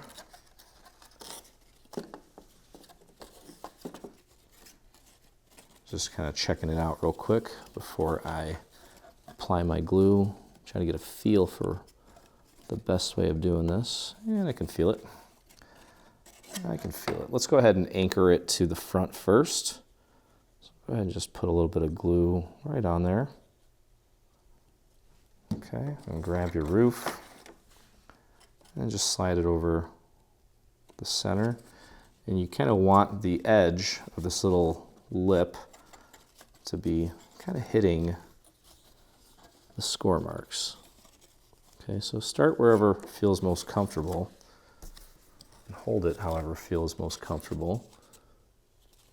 And just line that up, right up to that very edge. Okay, a little bit of those shingles are going to kind of go over this, again hiding any little imperfections we may encounter during this process, but as usual, we want to try to be as accurate as we can with all aspects of the assembly. Okay, I wonder if I can just flatten that out real quick. There we go. That looks good. Okay, and we'll take these other 2 tabs, tuck them under, and tuck that under. And we're going to take and apply our glue to this tab right here. You don't really have to spread it out. It just needs to be enough to connect and adhere to it. And just make sure it's lined up.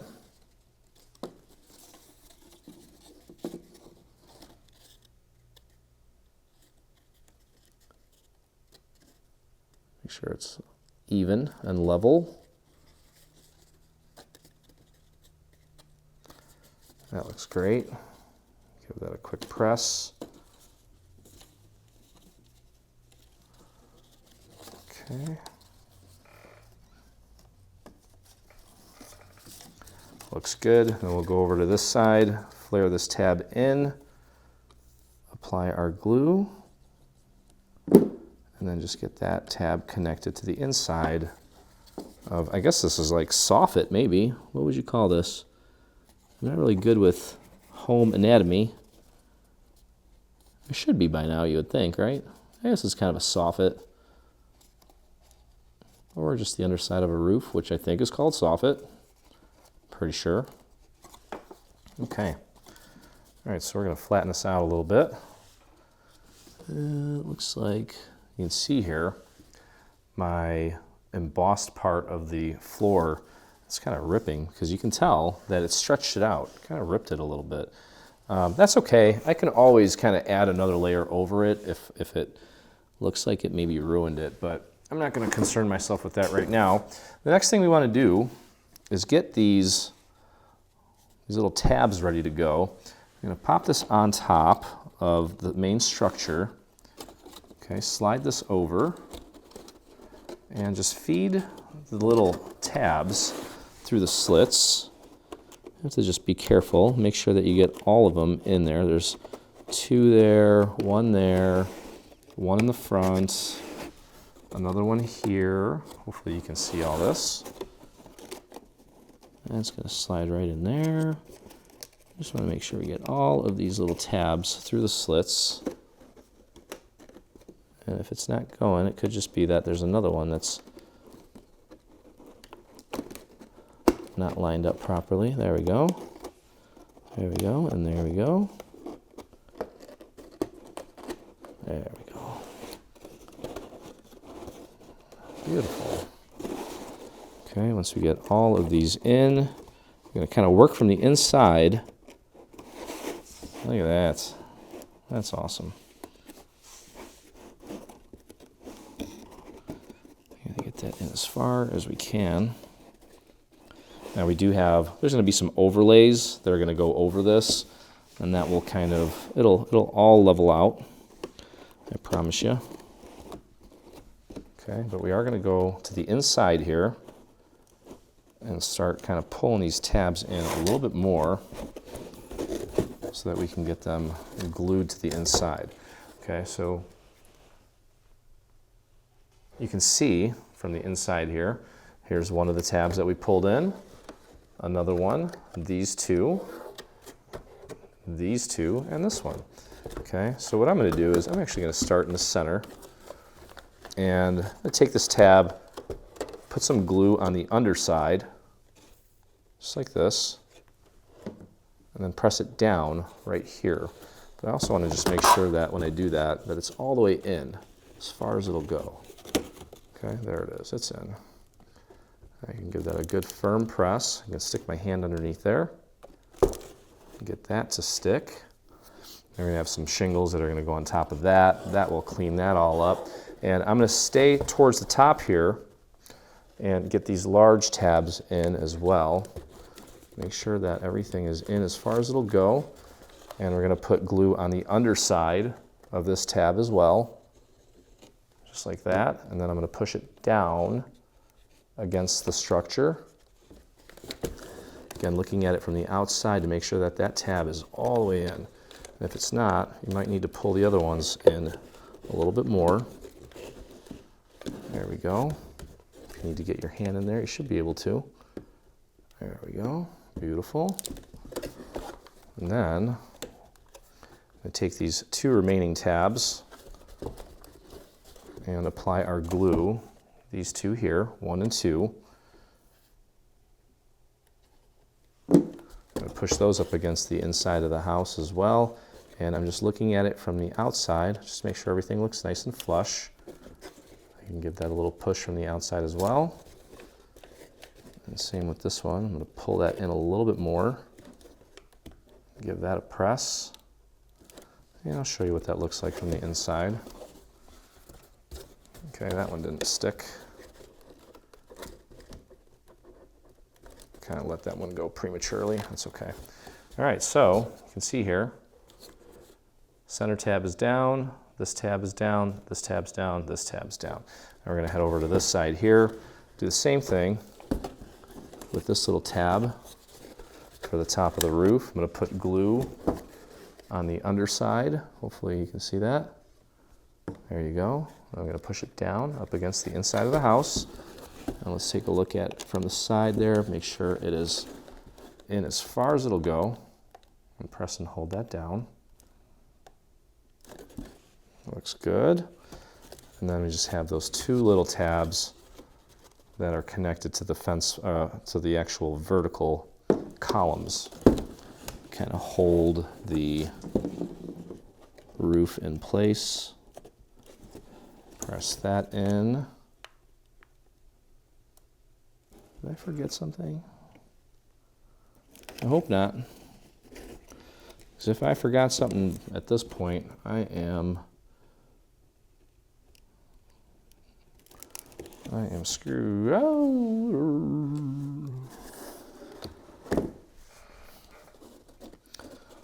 Okay, so that looks super, super flush. Looks great. So now, boy, Leo, you got yourself a big old gap there. Well, you know, that's on purpose. What we're going to do is get a large, long piece of scrap.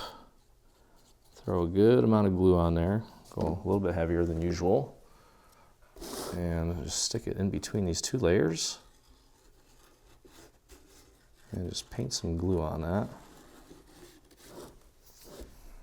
Might need a little more than that. And then we'll just kind of clean up the edges wherever we need to. Okay, so with this, just give that a press. As I promised, once we put the additional panels along the bottom, everything will match up.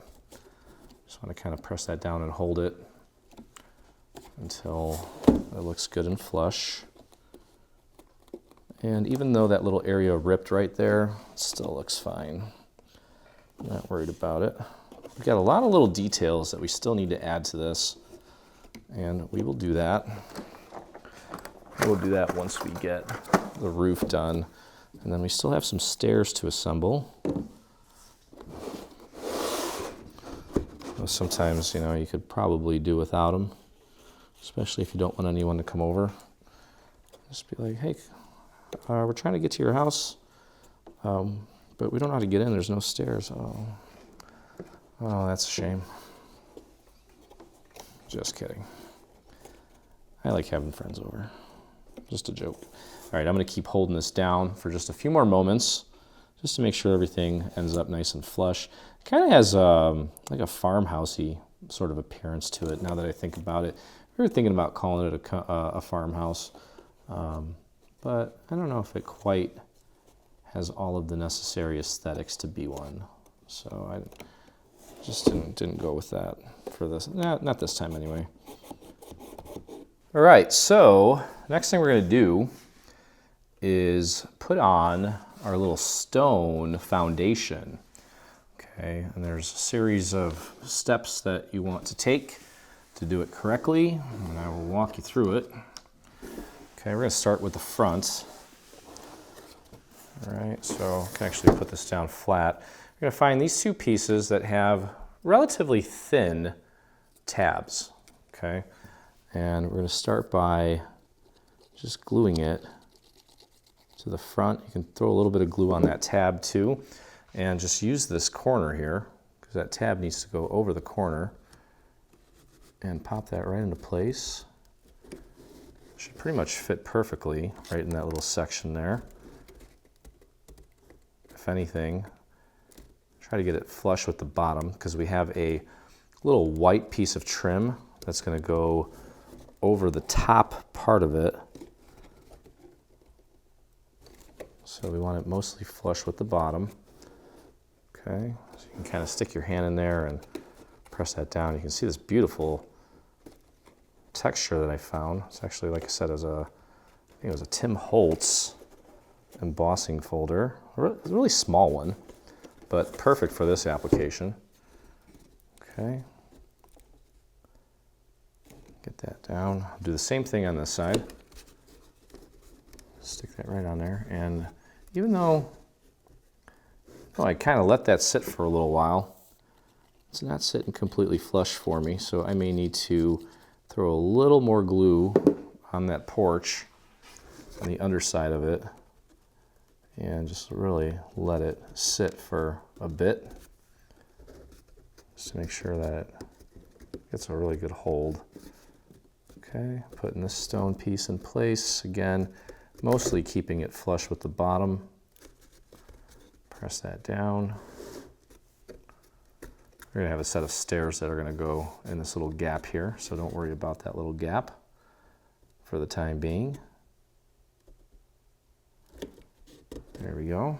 Okay, so we're going to focus on the little sections that have tabs on them first. So we're going to go over to this little piece next.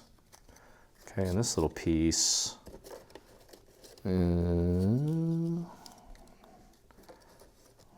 goes like this. Okay, so we have two tabs, one that's going to go right here, one that's going to go right here, and then you just have to fold it in this configuration. And I can see that I have a little bit of this siding that was stretched. I'm going to cut that away with an X-Acto. It's going to make it hard for me to put the bottom on if I don't. Okay, so it's going to go like that.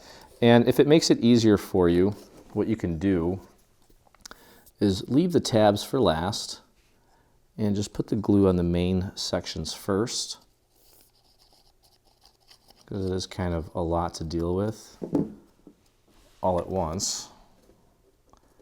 So again, I'm keeping it flush with the bottom, kind of pushing it in as far as it'll go on this section, then this one, getting that pushed up against the side. I'll kind of angle it a little bit in just a moment. Let me just make sure I've got it properly situated here.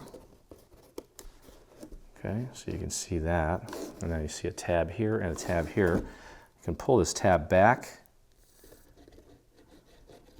and just throw a little bit of glue on there. There's some dry glue.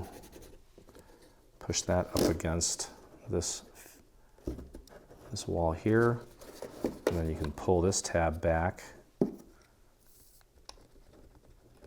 and press that up against this side. Just make sure everything's nice and flush. The reason that we did the tabs like this are just in case things don't pan out exactly as they need to.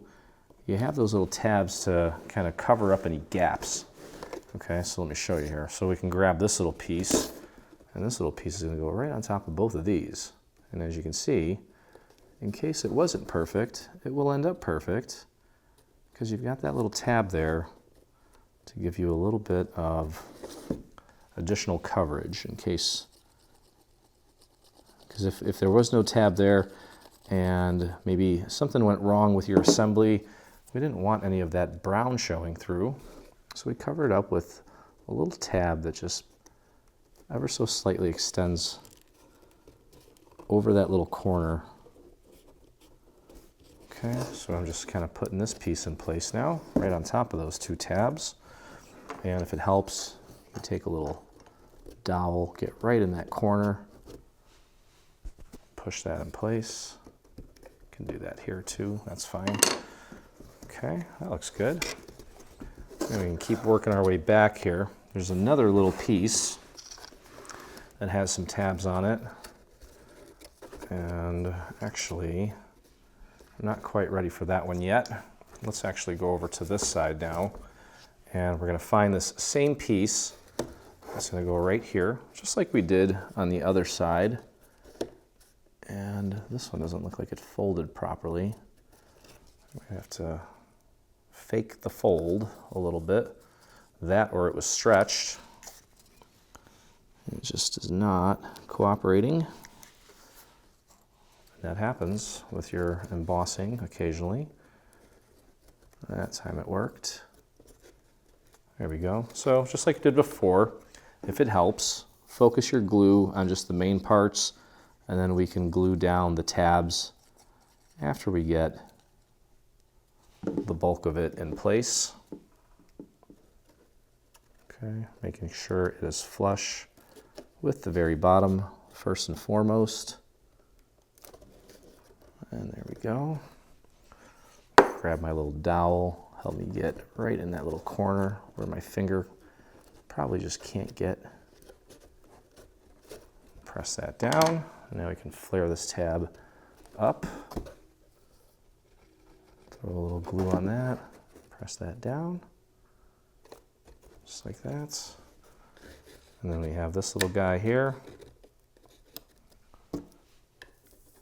Throw a little glue on that tab.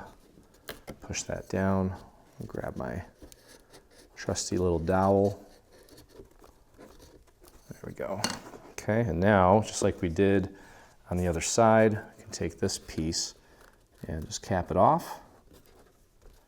Finish it off nicely. And then we've got just a few more to go. And then we can put on our little trim. Add a nice white accent on top of this beautiful stone. There we go. That looks nice. Beautiful. Okay. Looking sharp.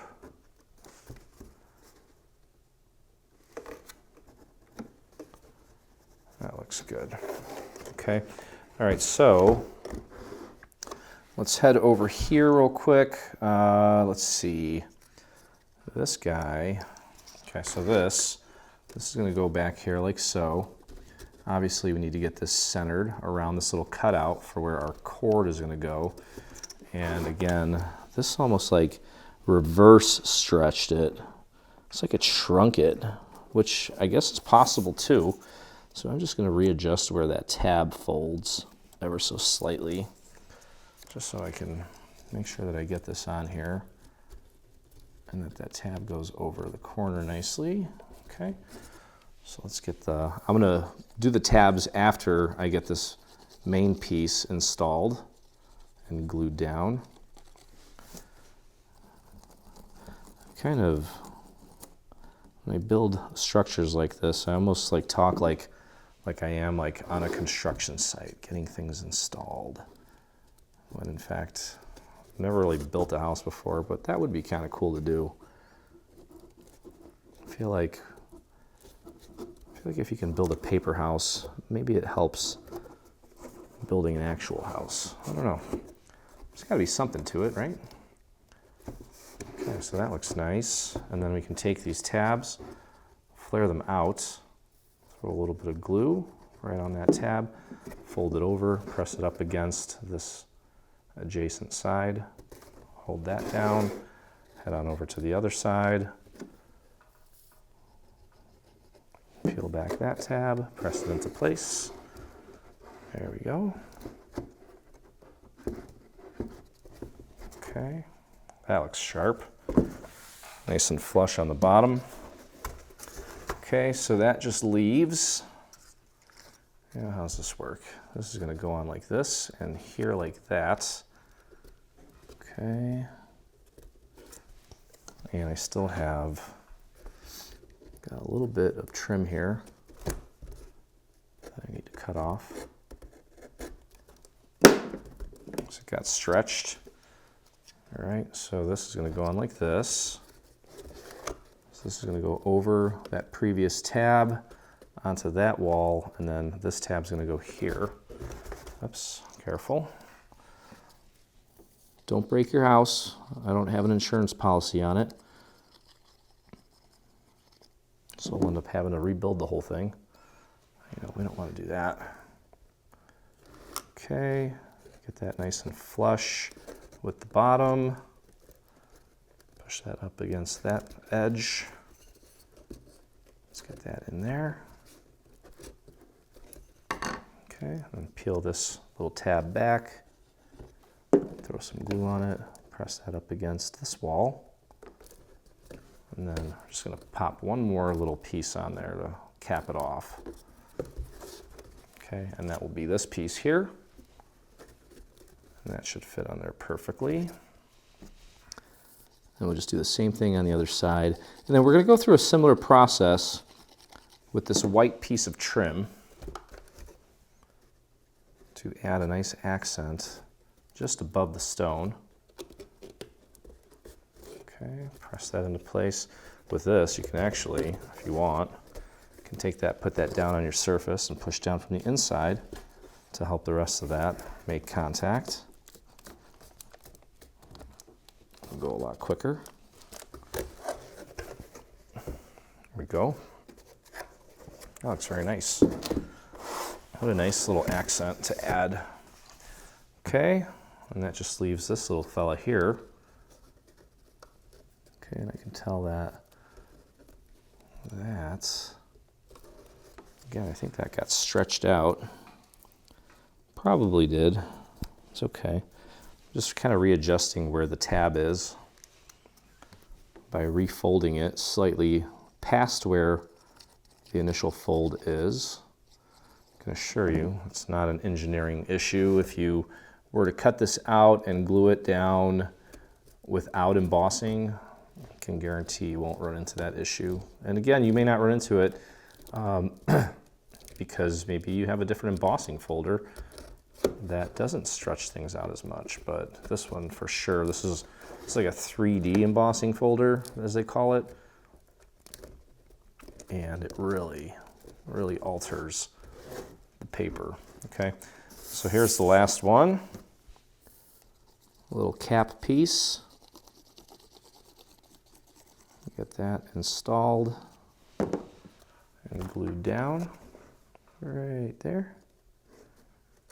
And right there, nice and flush with the bottom. Press that down. Okay, I can put that down on my surface. Push down from the inside. There we go. Okay. Looks great. Okay, so let's get this, the top trim installed first. What I want you to find is a piece that looks like this, and it has a long section to the right of it with a tiny tab, and then this side here has a small tab as well. So what we're gonna do, and I'm gonna stand up to do this so that you can see this better. Okay, the way this is gonna work is it's gonna go right here. And this little cutout is gonna be just above that blue section, so it should show this gray section underneath. And then this tab is going to go over and should be flush with the very top of this side here, like this. Okay, so it's a little wonky right now because it kind of has a mind of its own, but once we get it in the right spot, it'll be fine. So I'm going to start with this main section here, and I'm going to apply glue to the thicker bottom part as well as the thin part. I'm going to put this on my surface so make it a little bit easier. And just do a little squiggly on the thicker part, nice thin line on the skinnier part. And as I mentioned, just try to get it so that it's right there.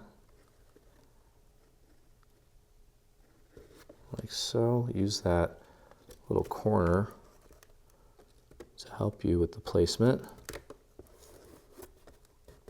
There we go, just like that. Sort of. There we go. That looks nice. Just keep pressing that down. And this part should go right over. If I need to, I might need to do a little bit of painting on that. Maybe not. Actually turned out pretty good.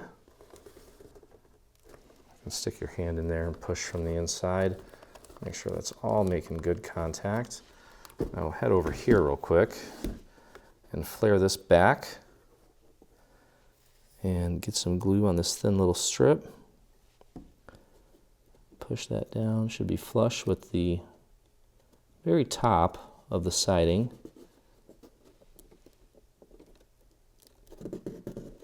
Press that down. And then if you need to, kind of use something to peel that tab back for that little tiny little tab, and do a little dot of glue on that. Come on, there we go. And press that up against the siding there on the adjacent wall. I'm gonna grab my dowel, give that a good press. Perfect.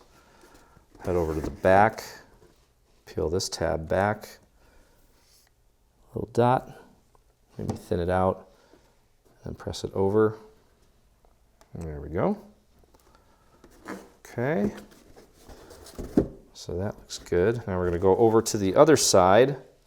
Same one, or same style of piece, except it's kind of mirrored.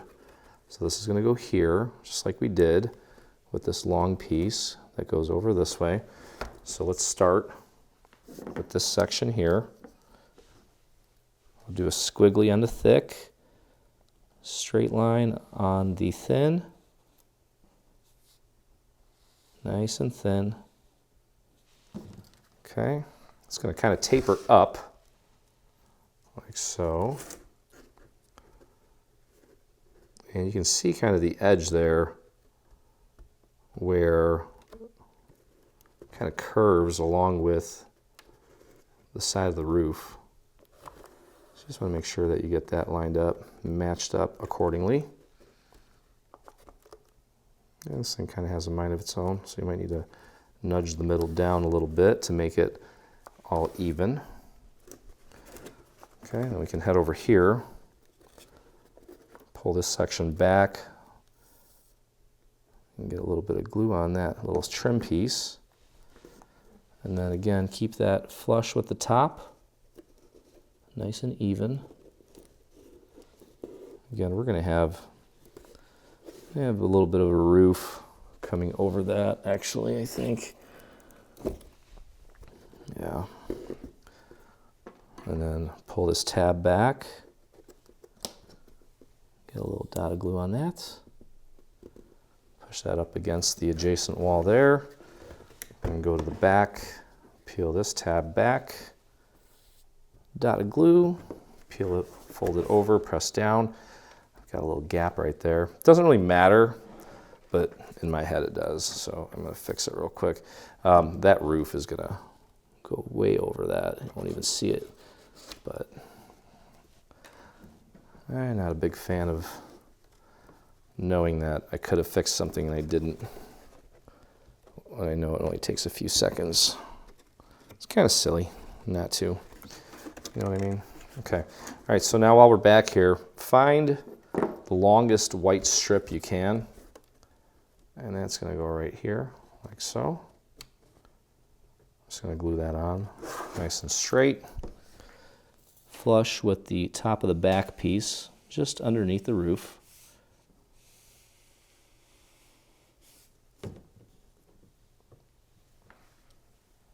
Okay.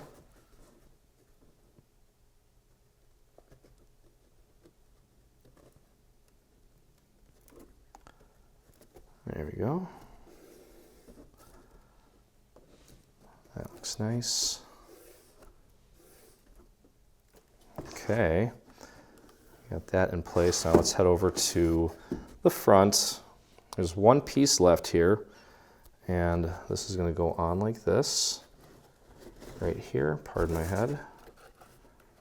Just like we did the other pieces, and then this section is going to go over, and it should meet perfectly with that last little tab. So again, if you can, do a little squiggly and then a straight line on that thinner part. We'll just do one section at a time. Once we have this piece in place, we can go over to the two adjacent sides and get those glued down.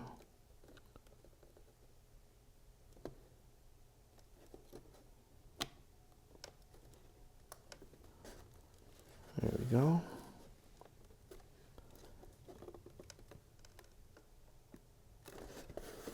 Beautiful. Okay, I'll head over here. You can pull this back. Throw a little bit of glue on there, just get some glue all the way out to that edge so that when we pop it down onto that tab, it really gets a good hold. Make sure it's level. Don't squish your house.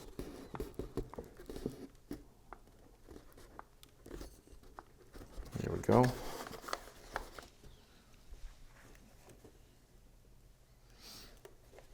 Let's go over to the other side. Peel that back.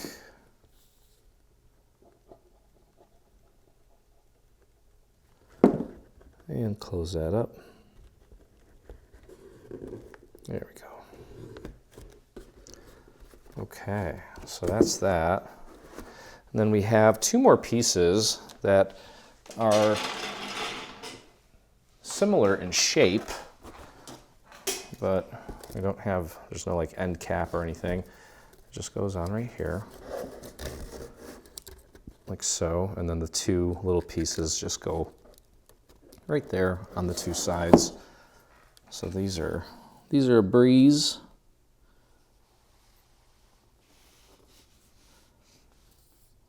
Yeah, I'm not really talking too much during this video just because, well, it's a big project, and I'm really just trying to keep my focus here because I know how long we spent working on concepts, colors, and then I know how long Diana took working on the engineering, the prototyping, and it's be unfair to the rest of the work that we did and that she did to kind of not put in 100%. And there's a lot going on here, which is why I'm not blabbing much. So if you were hoping for story time on this one, I apologize. But not on a statement piece like this. Maybe when we get to some of the little mundane details towards the end, I'll start to blabber a little bit, especially when I feel like things are really coming together. I might loosen up a little bit. Hell, I might even go make myself an old-fashioned. Just kidding. Not gonna do that. I'll wait till the appropriate time for that. Okay, we're gonna do the same thing on the other side, and then we'll work on the little bits of trim that we have that go above the stone. We really wanted to create a lot of nice contrast on this piece. And just make it as lifelike as possible. I think we did a really good job of bringing this thing to life. Make sure I got that lined up properly. Okay, and now we'll go over here, flare this back. And by the way, that little door back there, I think I did mention that we're gonna use Velcro to hold it shut.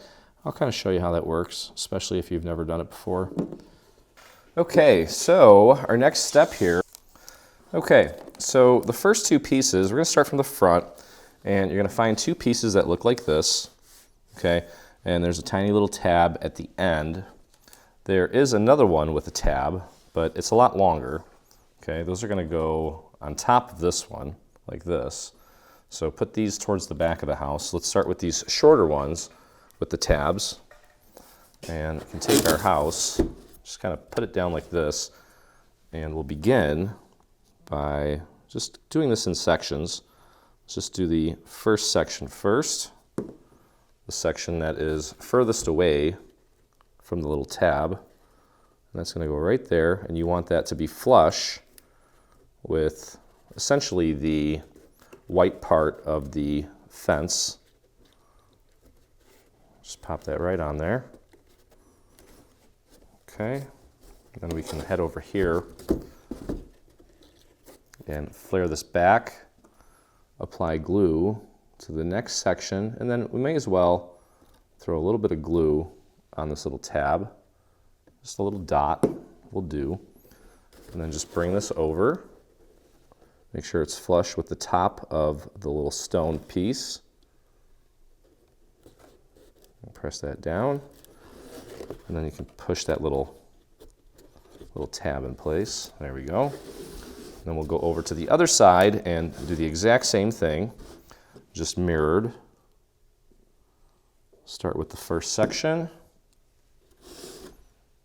Kind of use that corner there as our guide. And get that all the way up to the top. So it's just right underneath the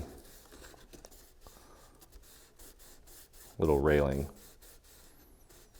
There we go. You can take this, flare it back,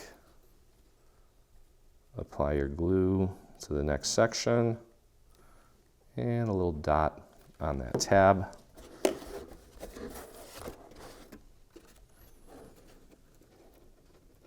Again, just watch your alignment. Try to keep it as straight as possible. There we go.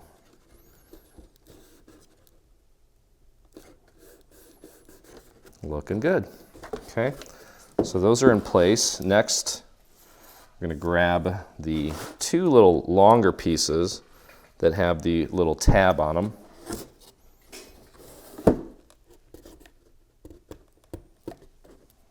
Okay, and again, we can kind of work this in little sections. I'm going to start with maybe the first three small sections.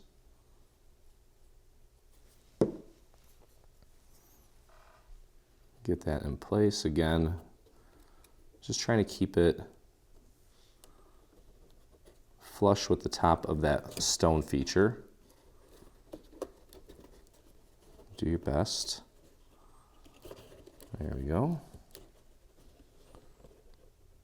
That looks nice. And flare this back and apply glue to the longest piece. And then throw a little bit of glue on that last tab. Bring that down carefully.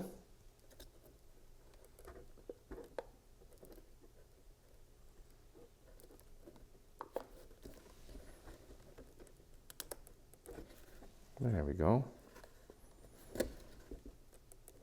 Just kind of nudging that very end there. Trying to keep it all nice and aligned. There we go. Okay, head on over to the other side. And we do the same thing there. Apply the glue to, again, maybe the first 3 small sections.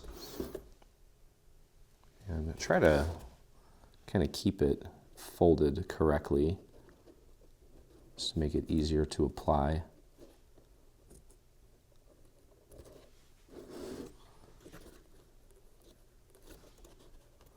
Flush with the top of that stone as accurately as you can. I'm going to pull out the handy dowel.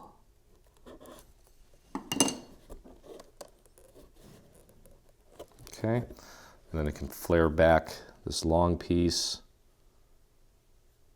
apply a little bit of glue and a little bit on that tab. Bring that over. Keep it nice and straight. And voila. Okay. There we go. And then that just leaves 2 of these pieces in the back. So we have this and this, and that's just going to meet right in the center there, where the little hole is for our power cord. And I'm just going to put glue on this entire thing. I think we can handle it. Maybe I'll even start over here. Get that lined up. Bring it over and then down onto that little tab.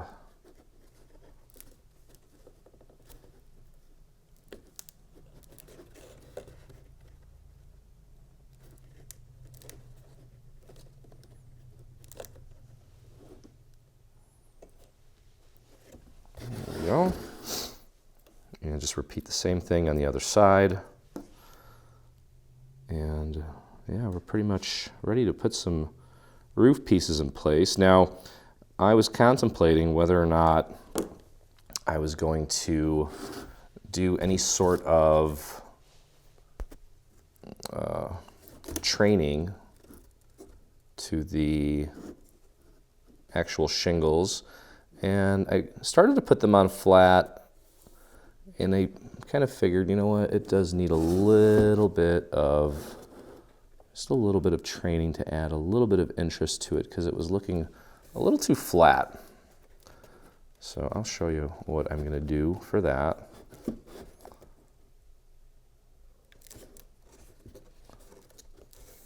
Okay. And I accidentally tugged at this little section here. I'm going to clean that up with a little extra glue. And there we go. Okay, actually, you know, while we're here, we can quickly discuss the Velcro dots. You're going to need literally just one Velcro dot, and you can cut it in half. And what you do is, well, first off, you got to get the backing off of it. You can see how there's this little half circle here. Go ahead and apply your Velcro dot to that little half circle area. Press that down. And then I've found from experience, using an X-Acto, actually, let's just use the X-Acto to pull the other half of the little plastic protective backing off of it, and then press that down, and then you can listen. There you go. We'll do the same thing with the other half. Just get that in place. That'll just, I mean, it's not a big deal. That door, just through gravity alone, should mostly just stay in place, but you know how we are. We want to keep things nice and professional and clean looking. So why not add a little bit of Velcro?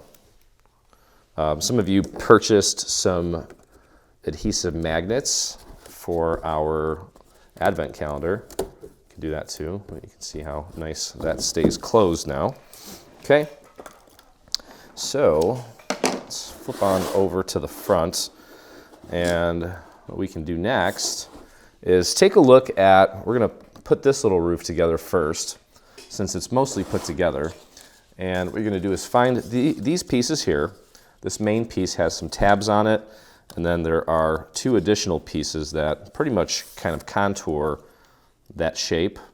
And then there are a series of roof shapes like this. Okay, these are mirrors, but I just put them on top of each other just to illustrate this. Okay, I'm going to kind of put them in a pile like this so that you can see the various sizes. Okay, and there's two of each. Okay, because it's mirrored. I'm just laying these out. And then what you're going to do is look through the rest of them. There's these pieces here. Okay, you can see these here. If you take these and just line them up next to all of these, you'll see that these are the smallest. Okay, there's nothing smaller than these pieces. Okay, so there's going to be two of these that are relatively small, like that, and then two pieces that look like this that are also roughly that shape. There's nothing this small. Okay, this is going to be, and then also this one here, this is the largest of the three sections that we need, but still, if you look at the width, whoops, I dropped it. If you look at the width, there's nothing as wide as this piece here, and there's two of them. Okay, so these are all going to go on different sections of roof. We'll put those off to the side for now. These we're going to use for the front roof, and then also among the roof pieces are some pieces like this, but these have little score marks in the center. Okay, that's going to be for the side roofs, and we do not need them right now, just pointing out that they exist. Okay, all right, so what we need to do is start with the front section of the roof. This is going to go on like this, and now I did decide that I wanted to curve the little shingles ever so slightly. Okay, now maybe the first one doesn't really need all that much of a curve, and I'm using a nice thick dowel, and I'm literally just kind of pulling the shingles up against that dowel to kind of shape it up against the dowel and give it a little tiny bit of roundness. Okay, not too much. You can make it more pronounced if you want. This first layer doesn't really need to stand out too much. Okay, so this is going to go on like this, and you can see that the tabs fit on here nicely. They should pretty much hug the little corner there, the edge. Okay, so let's get our glue flowing, and you can basically put glue on pretty much this entire piece. You don't have to put it on every single inch of it, but definitely get some on the tab. Okay, and then when we place this, again, feel and make sure that it's sitting right on the little folds for the actual structure, and then try to push it back as far as it could possibly go right here, so that it just looks nice and seamless. And you can even stick your hand under there a little bit and press that down even further. Okay, next we're going to take these two large pieces, because we need to get these on. Okay, and this is going to go on like this. Okay, and it should meet perfectly right there. I'm going to take and just ever so slightly curl the tips of those. Just like that. Maybe not so much that one. We do need a little bit of glue on that guy there. And then apply glue to the rest of this. And when we place this, make sure that you get it all the way as far back as it can possibly go. And it should meet up perfectly with this little edge. Make sure it's flush.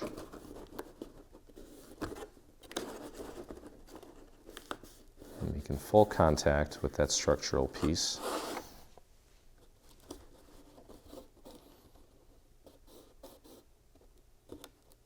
There we go. We'll do the same thing with this next large piece on the other side. And don't forget to get a little bit of glue on that last little shingle there on the corner where the point is. Okay. Bring this over, pop it right in there, push that back as far as it can go.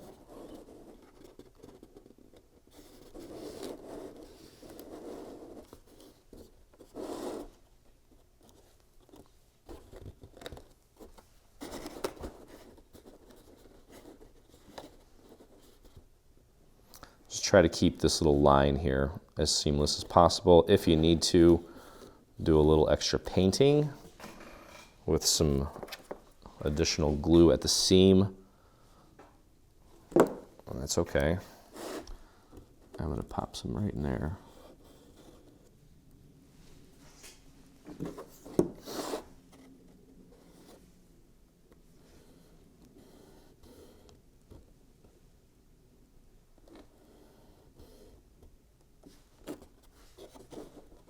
The rest of these, I guess you can kind of put them in whatever order you want.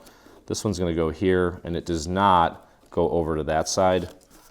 Okay, so, but I think I'm still just going to do one section at a time. And I am going to pull these tabs, or not the tabs, but the shingles up ever so slightly, just to kind of give them a little bit of a curve, so they're not so completely flat. Okay, which also means that we do not need to put glue on the actual shingles. I would focus the glue more on just the back section, pretty much all the way to the edge, and we're going to push this all the way back as far as it'll go, while just trying to make sure that we're maintaining it and keeping it centered. Maintaining the centering is what I was trying to say.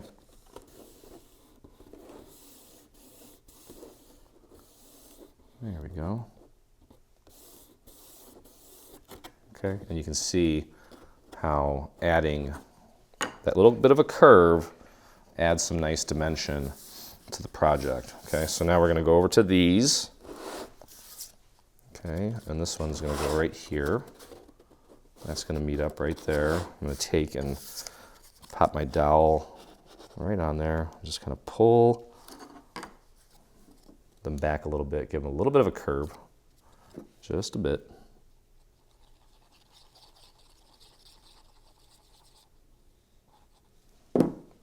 Okay, I'll take that one and pop it right on there, and you want it to just match up, pretty much come back flush to this little line right here.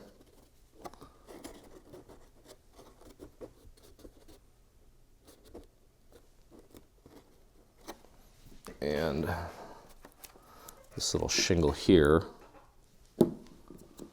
you want that to sit relatively flat, so it kind of matches up with this one right here, just creates a continuity like that. And I may need to hold that for an extra second or two while it sets, and then we're going to grab this piece. This piece is going to go here, and we are making good progress here. Let me get these shingles up a little bit. Okay, and get my glue going. And a little bit of glue on that little corner shingle.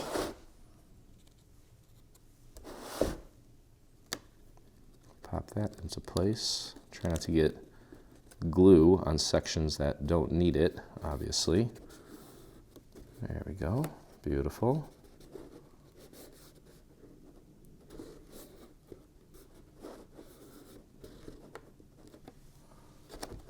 Boy, if roofers could roof this quick, they'd be sailing on yachts. Okay, all right, now last little piece for the front. This one may be a little more difficult to curl, but I think it'll be okay. Just gonna curl that the best I can. Literally just kind of pressing it up against the dowel, not even rolling it or anything. And I'm gonna keep the glue mostly focused at the top here. Okay, let's do our best to get it perfectly centered.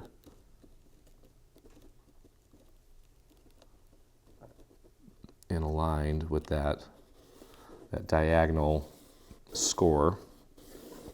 There we go. Gorgeous. Look at that. Looks fantastic.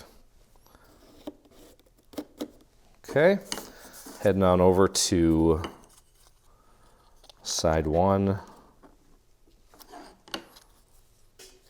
And that's going to go right here, just like that. Keep that part down. And throw a little bit of glue right at that point. Pop that right in there as far as it'll go. And also just make sure it matches up right here on this line. Looks great.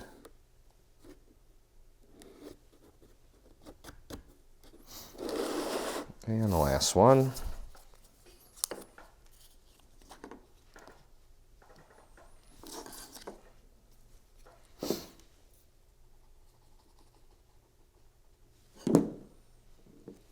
Okay, very carefully. Pop that right in there.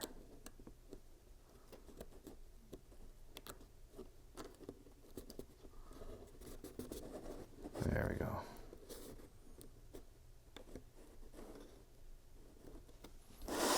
Awesome. That is coming together now. Let's see how that looks. Lovely.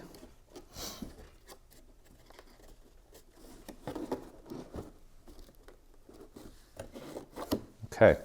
All right, so next, what we're going to do, we're going to leave the top of the roof for last. In the meantime, need to find a few pieces here. Okay. So you need to find these two pieces that look like this, okay? And what we're going to do is we're going to apply glue to this little trapezoid-shaped tab. Spread that glue out, tuck it under and behind its little neighbor piece here. And press that down. You can use your table. And then we have a little tab here. Tiny little tab. And then we have this little fold. You want to line that up, press that tab up behind that fold. And just hold that in place for a second. Shouldn't take long. Do the same thing on the other side. And press and hold that down. Okay, there we go. And then we're going to take this piece and we're going to glue this right on top of the front, just to reinforce this section, because we found that that one layer is just not strong enough to maintain a proper shape. So we're doing 2 layers, 3 if you count the layer of glue in there. Okay, just line that up as accurately as you can. I'm looking at the little motif on the front as my primary guide, and then running my fingers along the rest of it here, right out to the edge. Make sure that that all lines up nicely. Beautiful. Okay, we'll do the same thing on the other side.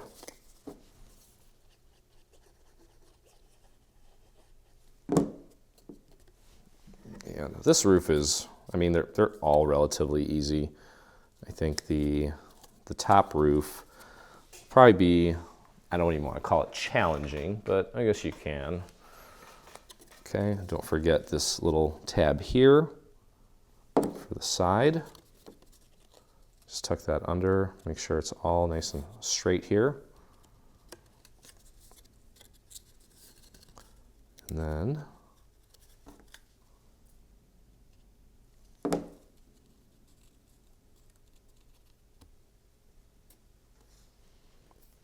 tuck that in there.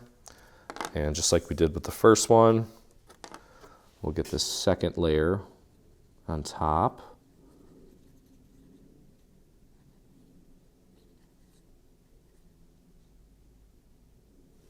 Okay. And starting off by just matching up this little motif in the center. Very pretty. And then running it down the front, making sure everything, making good contact. You can put that down on your surface then and give that a press. Help it all connect nicely. Okay, so that's what we're going to do. We're going to go over to one side here, and this is going to get glued down just like this. Okay, so what we can actually do is take and apply some glue right to this section here, and I'm totally fine going a little extra heavy with the glue here. So take this part and just find the peak, drop it right onto the peak, make sure it's centered, and then push it back as far as it'll go, and just press down on that area where we have the glue. So we're going to put these shingles in place here. Now for this roof, you're going to find is a pretty unique roof. Let me move this out of the way because it's messing with the focus. It's just these here that have the little score marks in the center. There's a total of 5 of them, and then there's a little cap on top. And we're just going to start from the largest, work our way up or down to the smallest, and then put the little cap on. And I would just take and just kind of lift and train the shingles up a little bit, just so that they're kind of like that, maybe a little bit more, just ever so slightly. This is a nice thick dowel. Don't use a thin one because it'll crease it. You want the shingles to lift up just ever so slightly, literally just kind of taking them and pressing them up against the dowel while I kind of curl it back a little bit. Just a tiny bit.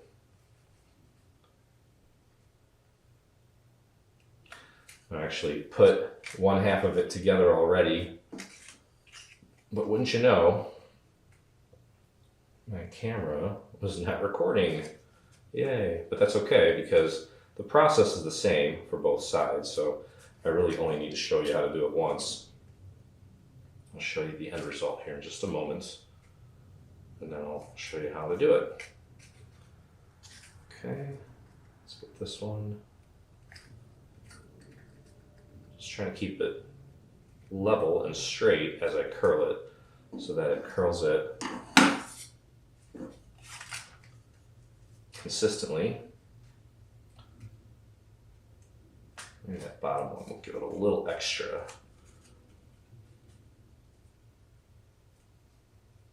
There we go. Okay, so here you can check out the side that I just finished.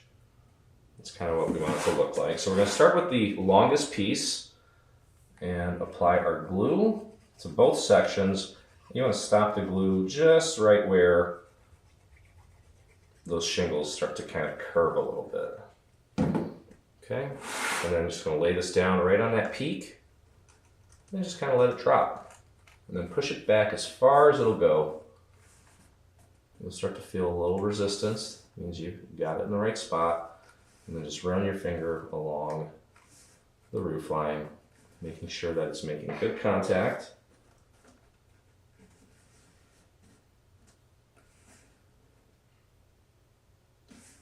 There we go. Take a look at it. That looks good. Okay, next one. next longest piece.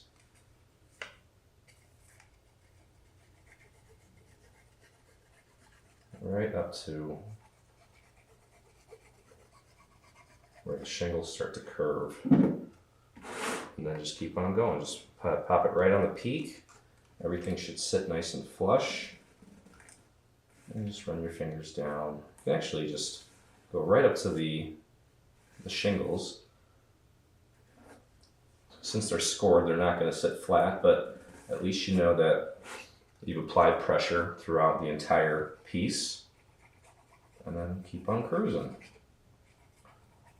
This will go pretty quick. Just use that peak as your initial guide. Once it fits on that, the rest is a cakewalk. There we go, just like that. A couple more.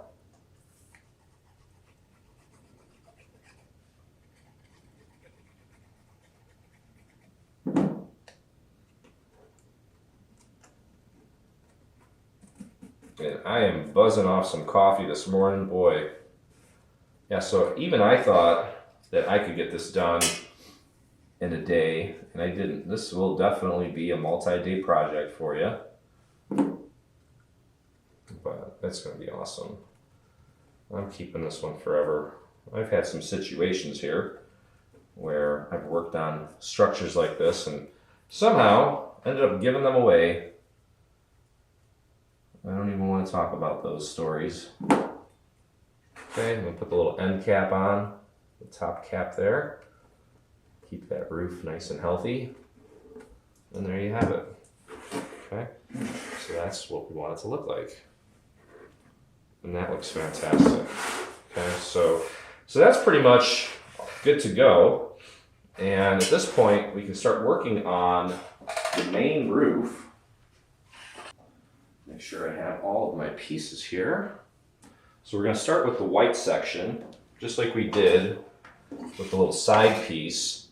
And then start working on shingles. Now this piece here, this is the center of the front.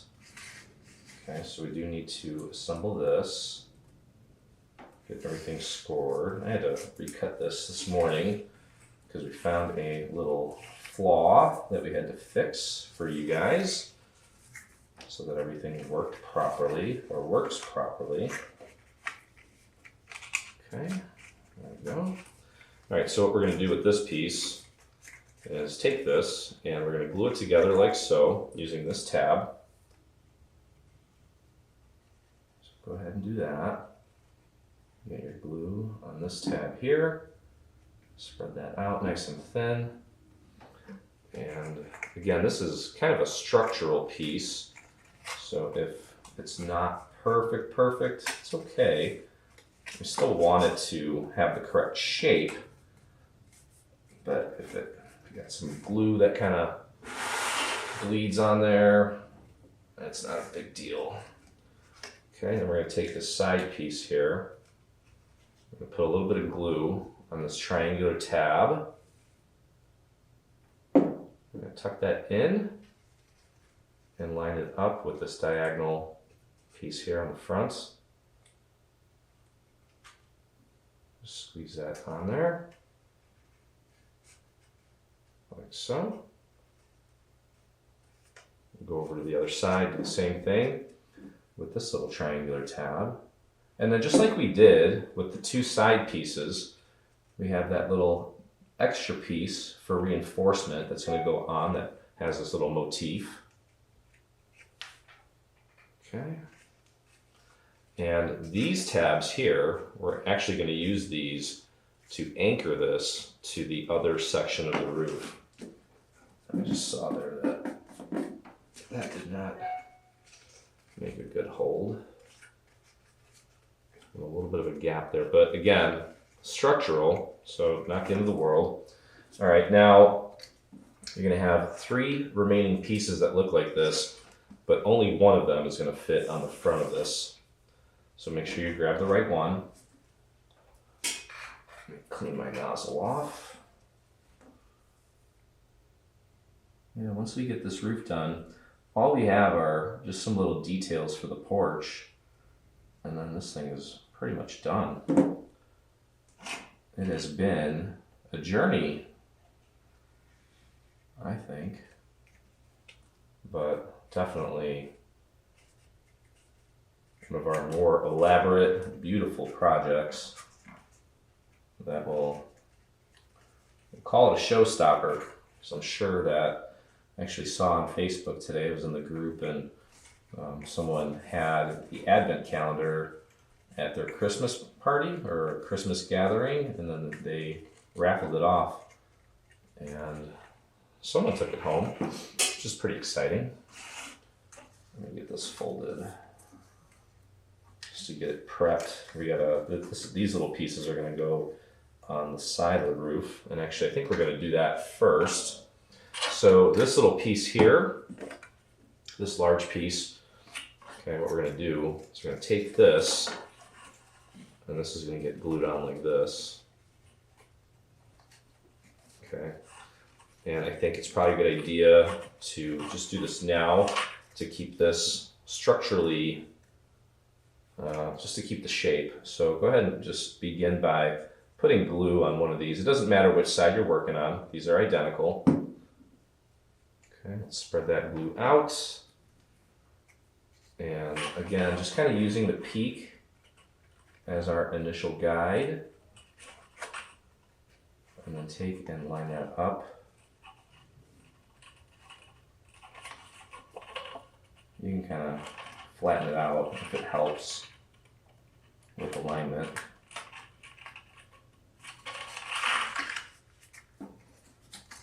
Not a bad idea, actually. Looks like mine was a little off. There we go. Press that down.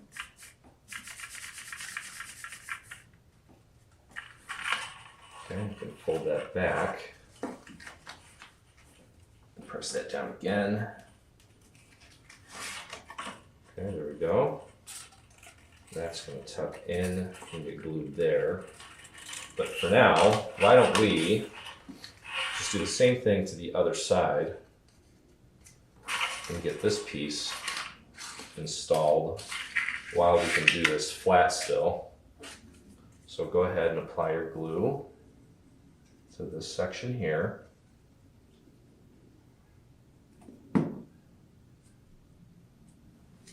And then we'll take this and get this lined up right here, like so. Just find that peak, pardon my head here.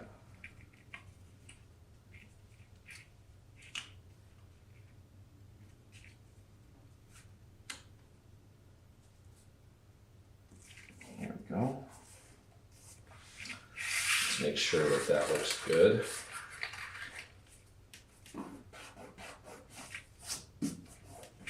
Whoops. Oh, that was a disaster. Good thing it's structural. Not worried about it. Fold this over, give it a press from the other side.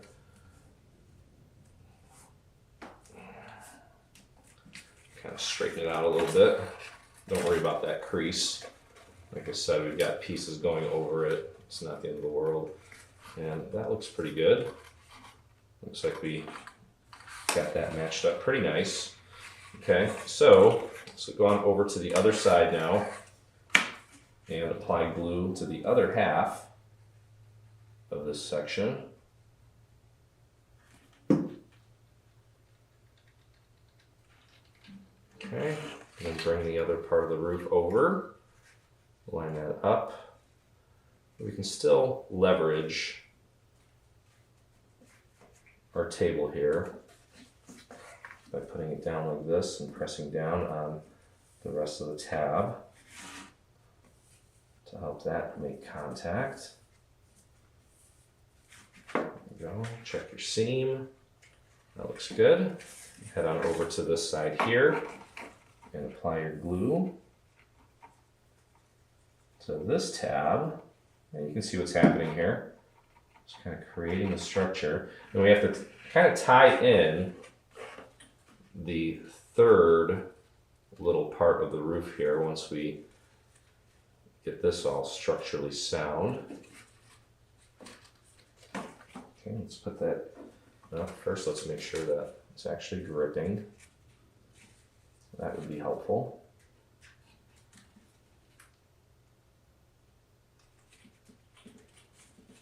There you go. Put that down on your surface, press down. And my cat can't decide if he's going to take a nap or if he wants to go outside. And every time I get up and let him out, he comes right back in.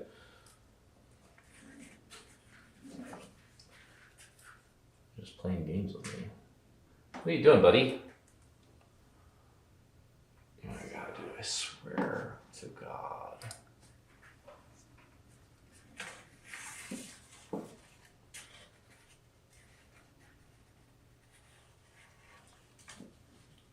Okay, next we're going to take and just glue these little triangular tabs down. Nope. Not going to do it, buddy. And just connect that to this side here. Just hold that down for a moment. Okay. Then we can head on over here and apply some glue to this little guy. And fold that over. Just line that up as accurately as you can. Just like that. Then head on over here. Do the same thing.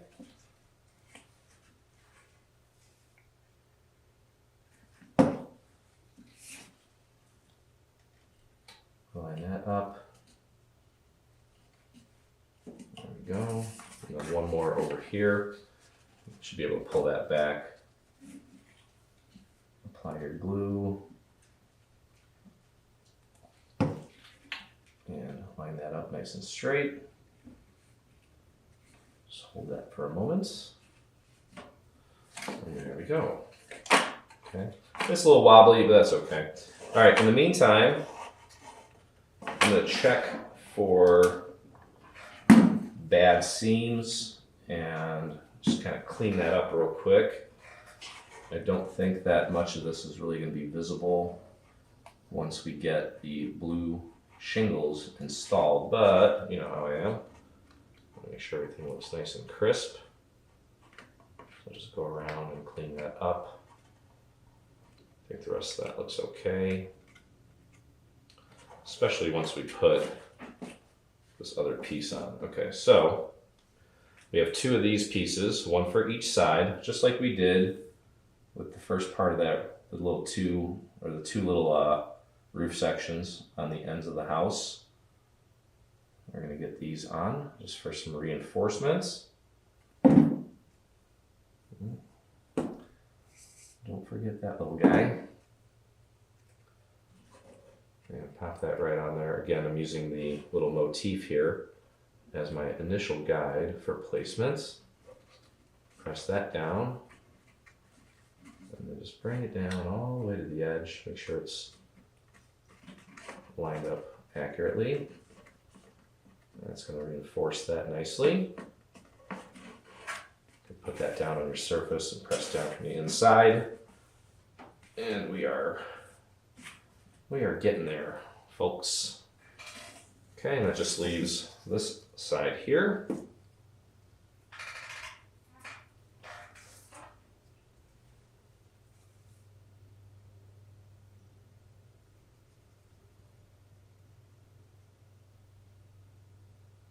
Get that glue all the way out to the edge.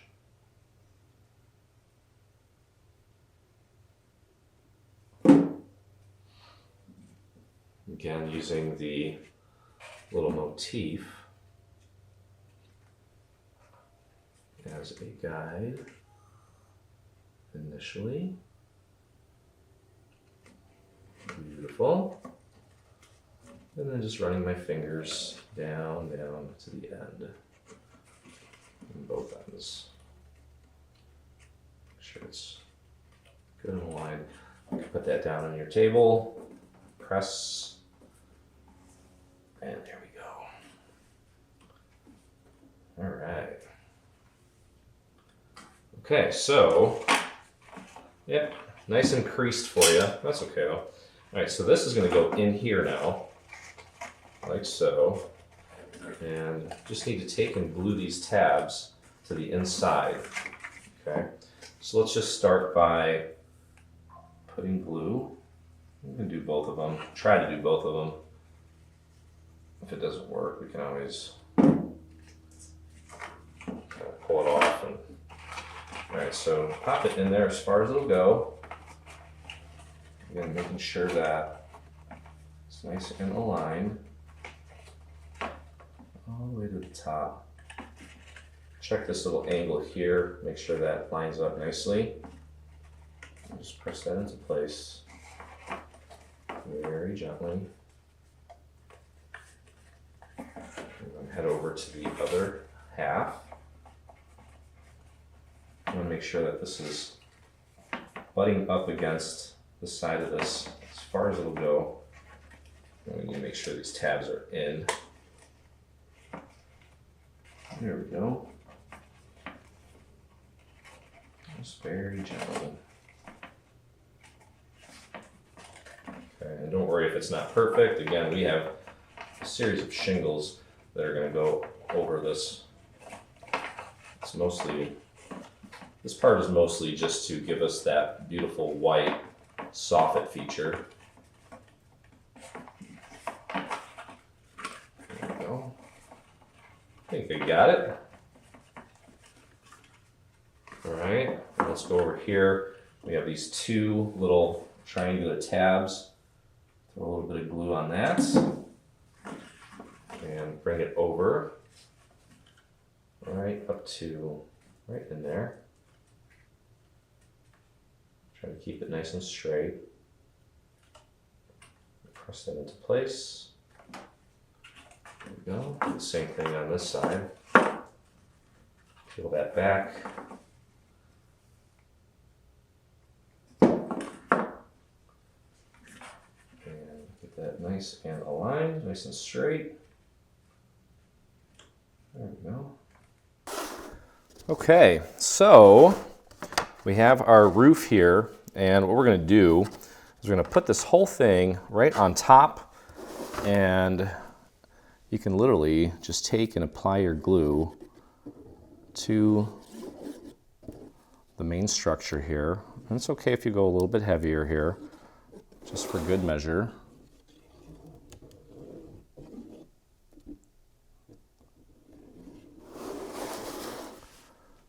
Get it on the back. And you can even go a little bit on the peak. That's fine. Okay, so this thing is already pretty much in its shape, and it's only going to fit in, well, it'll just kind of just drop right in. It's going to match up with this peak and the rest of these. And all you need to do is just make sure that it's making good contact throughout. There we go. Just like that. Make sure it's sitting nice and flat. And there you go. Okay. Now what we're going to do, we're going to find this piece. Okay. Make sure it's folded. And there's a series of little tabs. This is going to go right on the front like this. We want to make sure that we get those tabs glued to the white part and to this section here. So what I want to do is I'm actually going to put glue here on this white part first. Go a little bit heavier with the glue here for good measure. And then take and apply some glue to the back side of these tabs, like so. And then pop it right on there, push it back as far as it'll go.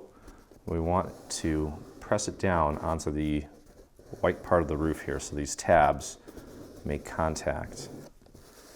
And then just kind of smooth that down. Make sure it's back as far as it'll go. Just like that. And if we need to go in and paint a little extra glue, like right here in my little section here, I didn't get enough glue to keep that flat. Press that down, just like that. There we go. You can see what that looks like. And then I'm going to take this piece, and this piece is going to go over this, like so.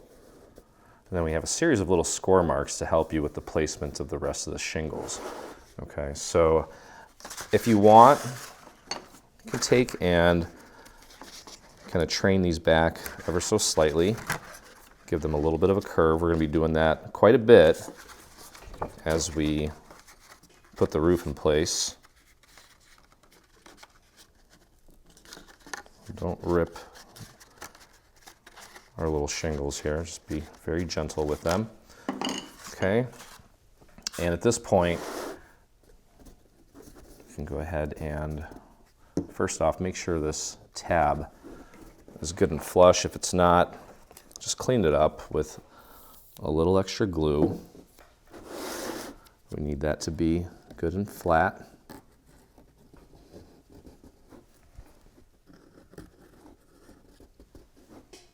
So if you need to give it a little extra TLC, make sure you do that. It's going to be pretty vital just to make sure that everything sits the way it's intended to. I'm going to keep kind of putting a little bit of a downward force on that. There we go. Just like that. Okay. And then this part's going to go on next. As you can see, it should just kind of snap into place. So what I'm going to do here, just to be very careful, is I am going to put glue on the white part, because I know that it needs it there. But then on the blue piece here, I'm going to be a little careful with the positioning of one little section of glue, even though it may not really matter too much actually, but I'm going to go ahead and put a little bit of glue right here, just like that.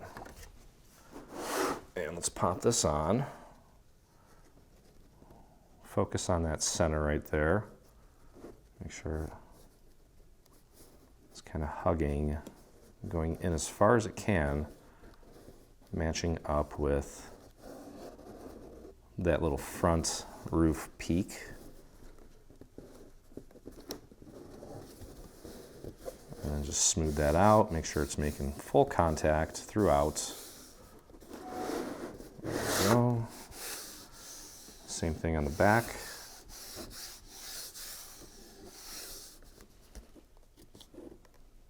Okay, that looks great, as does that.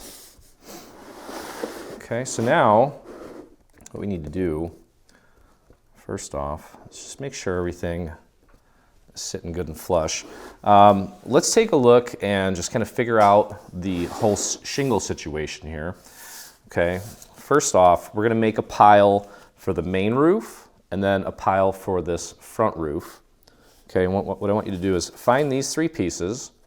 Okay, this is going to be for the main roof. Okay, then we're going to find this piece, which is folded and also has a little cutout in the front. That's for the main roof. So is that, and so is that. Okay, so we have 1, 2, 3, 4, 5, 6. Okay, and then we also have the little cap. So that's 7 pieces. Put that over to one side, and that's just going to leave what you see here. Okay, and I have these on top of each other. So these are mirrors of each other. So there's 2, 2, 2, and 2. So basically find all the pieces and match them up until you have 2 of each. Okay, and what you'll notice is that for a few of them, they're about 2 inches thick, while the rest of them are only 1.25 inches or less. Okay, the ones that are 1.25 inches or less, put those in a pile. The ones that are about 2 inches, put those over with the pile that we just made over here. And then this is going to go over here. Okay. Okay, so we're going to start kind of building things from the bottom up. All right, we'll start with the front. And I'm going to bring both of these piles over here so you can see them. And with the front piece here, obviously, we need to find the shortest section, which is probably this one. And you'll notice that we do have a series of little score marks. And that first one's going to go right here. Okay, it goes right up to the score mark. The top edge is going to go up to the first score mark here. Okay, so it's going to go right there. Now, of course, we do want to take and flare those shingles up. So I'm going to do that actually. Yeah, I'm just going to do that as I go so that things don't get confusing. And that's going to go right there. So some of these pieces have to be individual. And that's okay. So that's going right here. Again, the top edge of this is going right up to that first little score mark. Make sure that it's flush with the outside, and then just press that down. So it should be flush right here. Okay, and maybe, I don't know if it would help if I put it like this maybe? I don't want to do that. I'll just put it like this, that's fine. Okay, and then find that same piece that we just had, and we're going to do the other side. It's going to go right here. Don't forget to train your shingles.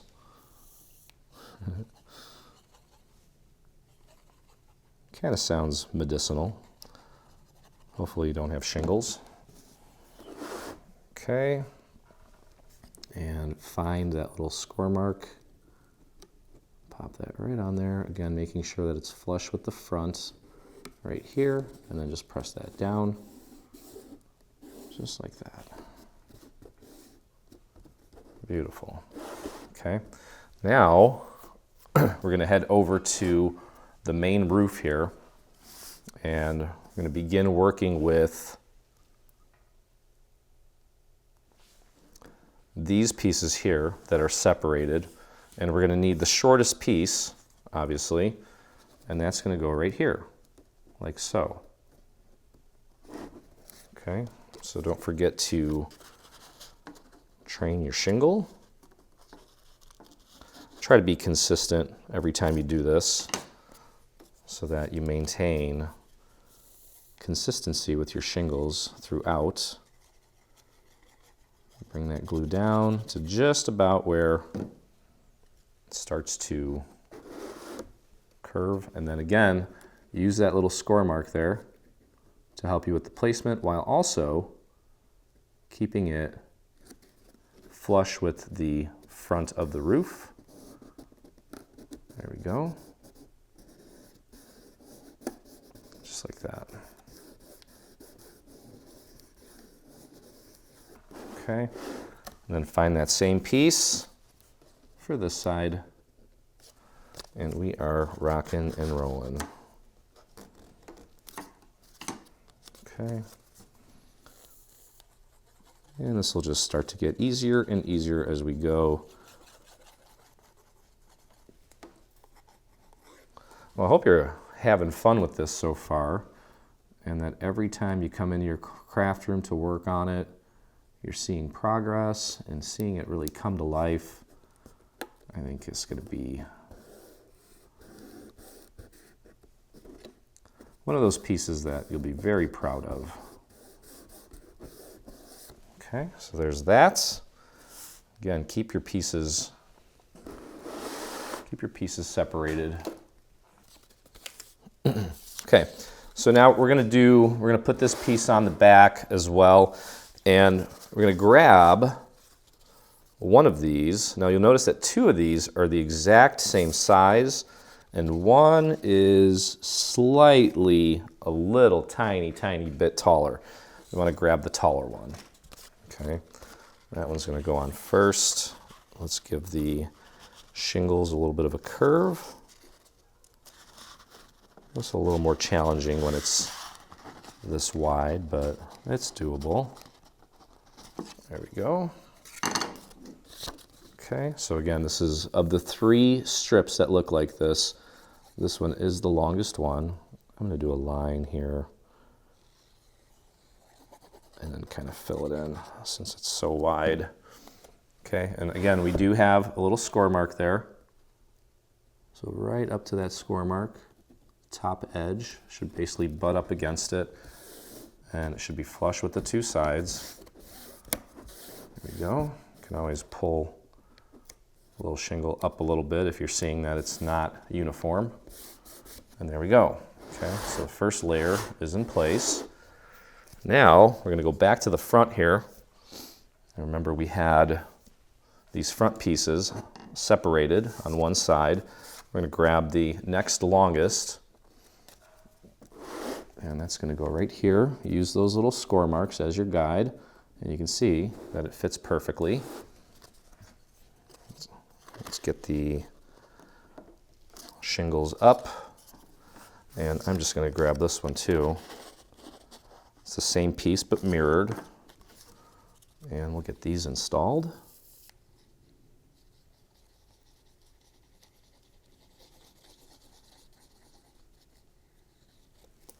Okay.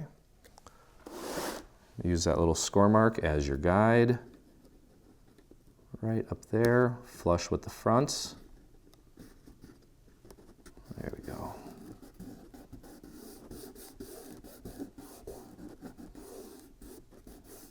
Beautiful. Going over to the other side. I feel like my glue nozzle is just as congested as I've been for what seems like the last few weeks. I know a lot of people have caught some kind of respiratory thing, and it has just not been fun. It has not been fun at all. It's probably the worst respiratory thing I've gotten in a long time. Hopefully you guys have dodged that one. I'm convinced that we have 2 kids in school with 1,000+ other kids, and that's probably why. We just pick up everything known to man. Okay, so the front is done for this section.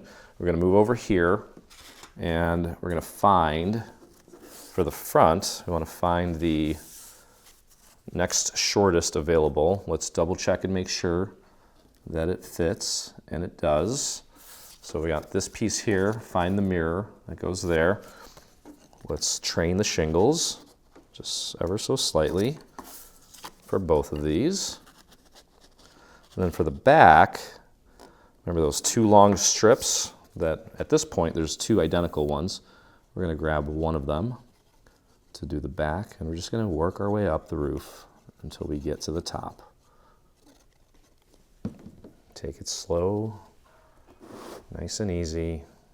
Be real meticulous about it, precise. And before you know it, we'll be done.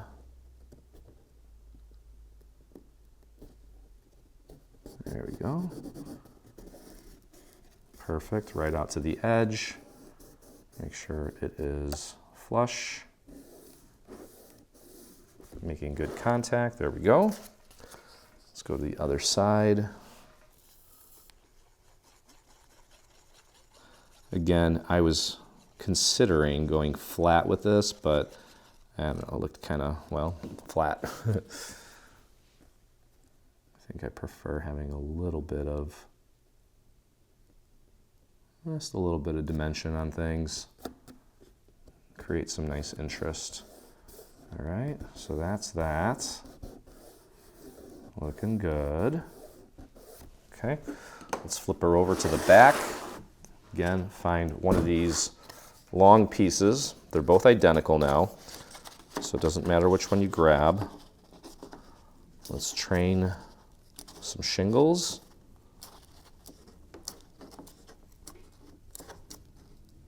There we go. And get our glue flowing.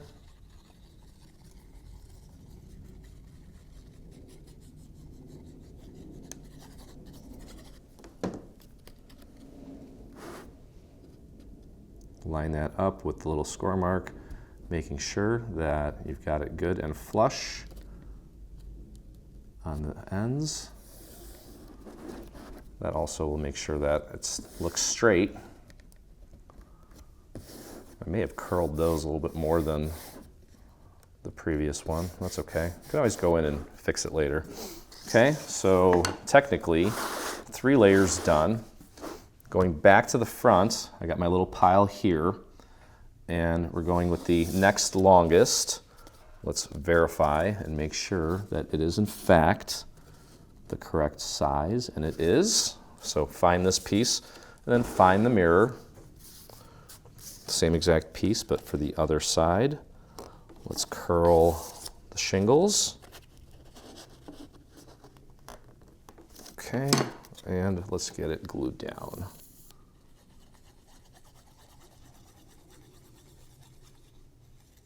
Make sure you get a little bit of glue right out to that point. Okay, and there's a series of little score marks there. They're getting, well, these next 2 are really close to each other. That's by design. Just follow along and you'll be fine. There we go. And that one's in place. And we'll go over here. Get the other side in. Just kind of, probably, I don't know if you have to do it this way. I think it just makes the most sense. Just going layer by layer all around the roof, just to make sure that everything works out nicely. I can't see that other score mark. Up there it is. Just trying to make sure that keeping everything lined up accurately. Using my fingernail to kind of wedge that into that little corner. There we go. Perfect. All right, now we're going back over here. So we only have 2 of these left that are individual pieces. Let's verify. Make sure that it is in fact the right piece, and it is. Okay, let me curl the shingles up. Okay, and it doesn't matter which one you start with, whatever feels comfortable for you. I'm starting to get that feeling of accomplishment and almost like I'm close to the finish line, which is always a good feeling, especially, and you know what, I know when you guys start a project like this, I'm pretty sure, not all of you maybe, but most of you, probably sometimes are like, oh, I don't know if I can do this, I hope it turns out okay. I just want you to know that I feel the same way, okay? So don't think it's just you. And I feel like I have a lot of pressure on me to make it look good. You know what I mean? It's because so many people are going to be seeing it.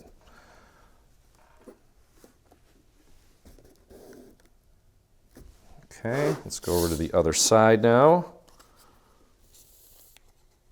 Apply our glue there. And the back section is going to get a little bit easier too, because it's just individual pieces that are kind of segmented.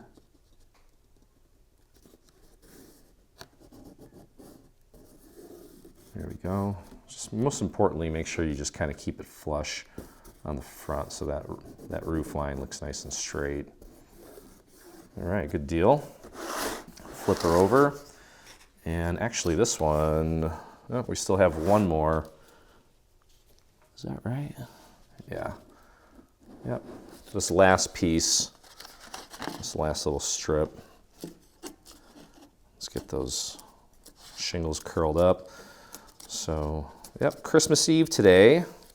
I was hoping to have this out yesterday, but had no idea what I was in store for as far as assembly. So I was in the studio for quite some time yesterday, Things took a little bit longer than I anticipated, just because I was playing around with embossing for a long time. Probably spent a couple hours messing with embossing, just to make sure that I was getting the look I was looking for with some of these new folders that I purchased for this project specifically, which we'll obviously link in the description and the supply list. Okay, so that's that. So for the front now, we have these two pieces left. Okay, and let's just verify. Just one more score mark here, and there it is, and it fits perfectly. So find this one as well as the mirror, and let's get those shingles trained on both of them. Looks like I got some glue on there. Get those shingles trained. There we go.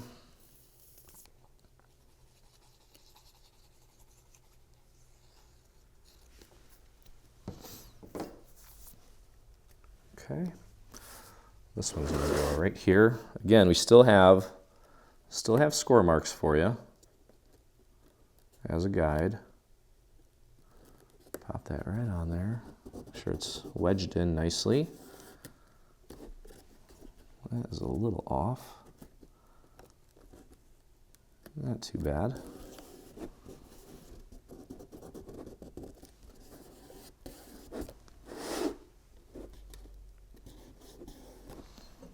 Okay, going to the other side now.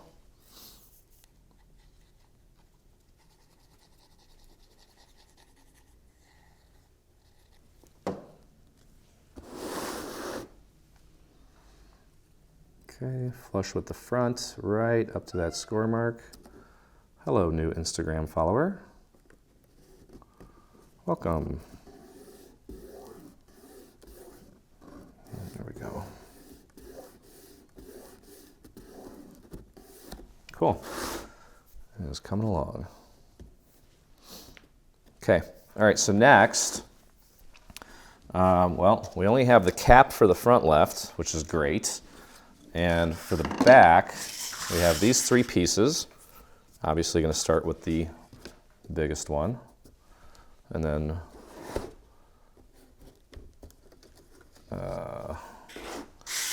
yeah, almost there. Let's get these shingles trained. Like that. Again, just trying to be consistent with my shingle training. Some of the stuff that I say when I'm crafting is just like, it would never apply to anything else in life, which is kind of funny to me. Okay. There we go. All right, so with this, you can literally just apply glue to both sides.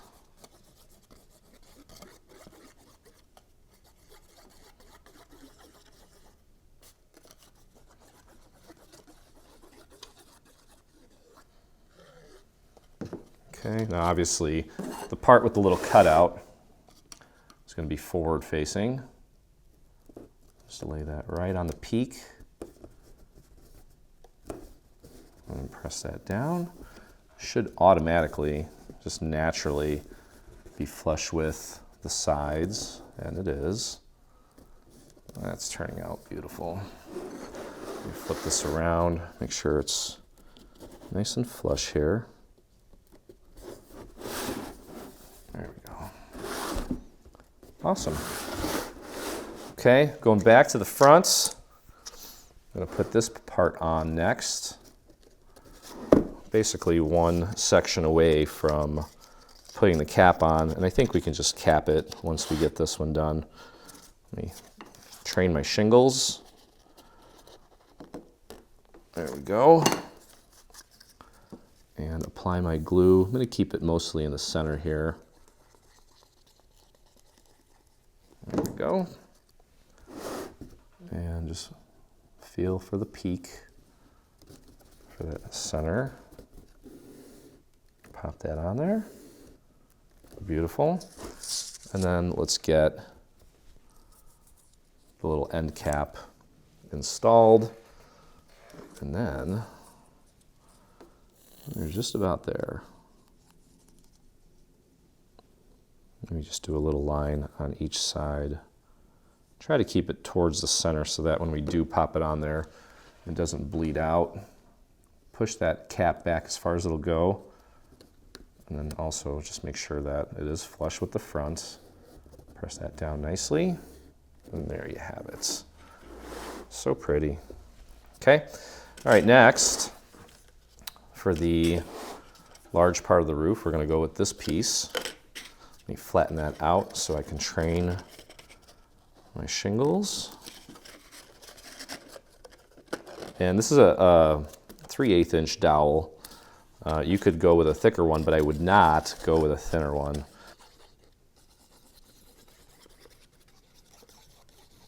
Okay, so I just put this piece on here, just like I did previously. My camera hit the 30-minute mark, so it kind of cut off. But just make sure that you get that little piece on there, this guy here. So that just leaves one more piece for the top, and then our little end cap, and we can start working on the little details for the porch. I'm not sure why I left that for last. Maybe because, I don't know, just a lot of little details, and I figured by the time I got to this part, I'm gonna be like really super hyper focused on, it'll just be in the zone, I guess you could say. Okay.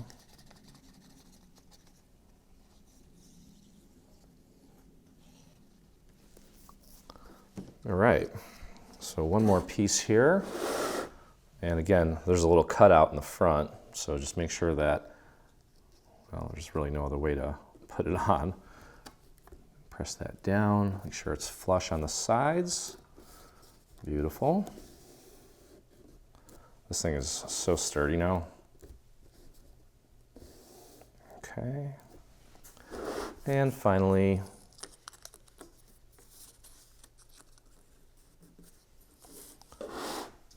our little end cap or top cap. I'm not sure what the correct terminology is. Either way, you know what I'm getting at here.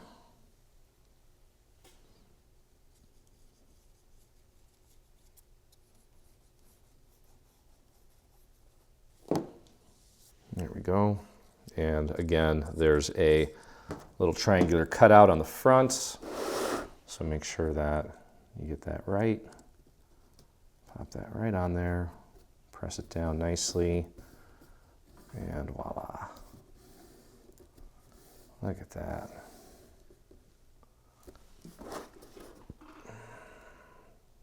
Stunning. That looks perfect. Leo, you did a good job. I'm proud of you. Okay. One other thing that I want to mention too is we did include a bottom for this, but since I'm putting it on a base, I'm not going to use it.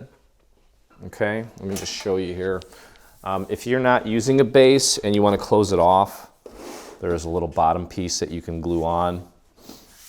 So that's optional. All right, so we do have these little detail pieces here. And, well, I'm going to move these out of the way for now. We'll deal with those last. So we have 2 front posts, 2 corner posts, and 2 side posts. And these are made up of a large blue piece, a white piece, and this little guy. And then there's additional pieces that are going to go on top of that. Okay, so let's just do one at a time here, and I can kind of explain what we're doing. We're going to start with this blue piece, and I can probably bring this down a little bit so you can see it a little bit better. And I'm just going to get all these glued together first, and then we'll install them onto the structure. So just do a little bit of glue on this white, and that's going to go on top of the blue. Just want to match that up as accurately as you can. like so. A little too much glue on there. Just like that. Okay. And then to kind of give this additional dimension, we have this little piece. That's going to go right on top there. It's essentially just kind of layering up this section to give it a nice dimensional look. Okay, so that one's going to go on there. And then we have a additional piece that goes on top of that to give it a third layer of dimension. It goes quick. There we go. You know how those vertical columns in front of houses just look so grand and beautiful. Then we have a thin little guy. You just have to go through these, and you can pause this so you can see how I have everything laid out, and then just lay it out accordingly. Okay, so that one is going to go right there. Let me bring this up a little bit so you can see it better. Hopefully it'll focus. There it goes, like that. Okay, and then there's one more odd-shaped one that goes on the bottom. And then we have a blue piece that kind of creates a dimensional look on the blue section. So just line that up as accurately as you can. And then this little blue piece, you're going to pop that on that blue section while trying to maintain an even border all the way around. Like so. Okay, so that piece is done. And I'm going to do the same thing with this one here. So you can literally, I don't know if you need to watch me do this again, but I'm going to do it again just in case you missed a step. And I think we can probably do a little bit of chatting at this point since we're nearing the end. This is the end, my only friend. Kudos and bonus points if you know who sang that song. Okay. So yeah, I just talked to my parents. They're getting all ready for Christmas Eve. We do, well, when I say we typically do. They're both in Ohio with my sister and their 4 grandkids. But we do a traditional Polish Christmas, and that happens on Christmas Eve. Okay, so doing the same thing here, adding this little piece. Try to keep it nice and level. And yeah, we typically do, there's always some sort of a fish. There's a beet soup. It's called borscht. And usually they put some sort of almost like a pierogi in there, but little tiny ones. And fill them with mushrooms usually. There's some kind of a sauerkraut. Or in Polish, it's called kapusta. And yeah, there was a time, I remember as a kid, my parents were so busy that actually, just to save time, boy, this is a blast from the past. We're going to do these center columns next. It's basically the same process, except it's just not cut off. So we'll get those going, and then we have the ones that are folded in half. But hilarious memory from my childhood. Sometimes when both my parents were working, well, they still both work, but I remember when I was in school, maybe high school, junior high, going to put this blue piece on here, just like we did there. Try to maintain an even border with that. Sometimes to save time for Christmas Eve, parents would just go pick up fish from Long John Silver's. You know, as much as I know they're probably not doing so well now, there are still a few locations, and they even have an app. I want to say there's like maybe 4 locations, and most of them are near us. There's actually one like 20 minutes from me, which is so weird. But I liked Long John Silver's actually. I don't eat bread for the most part, unless we're having some kind of celebration and someone gets Lou Malnati's or Giordano's pizza. I might have a few pieces, but I stay away from fried foods and breads. So otherwise, I'd probably be hitting up Long John Silver's at least once a week. But just too much grease, too much oil. When I eat that kind of stuff, I feel like it messes with my brain. Just makes me feel like a zombie. I don't know if you guys have ever tried cutting out grains and glutens from your diet, but it is life-changing. Okay, I'm gonna do this other center column here, just like I did. And you can see, let me bring this up to the camera. See how cool that looks as far as the dimension without having to actually make it 3D. Because trying to make something this small 3D would be, well, it would just be annoying. You know, maybe years ago we might have tried it, but boy, that would have been, I think it would have lost a lot of people's focus and interest if we pursued that, just because it's so tedious and small, and chances are it probably wouldn't even pan out and look good. So just at a point where, you know, can make things look nice without having to go super dimensional. And there's so much going on with this house as it is that we just opted to just kind of do things flat. And I still think the end result is fantastic. Okay. So we've got one more here, a couple more overlays, and then we have a little corner piece that we need to assemble. There's a little cap for that. And that little up close little shot that I just showed you, feel free to just pause right on that so you can kind of see how it all goes together. Also, obviously, you'll see photos of the house on our website, so you can always zoom in on that.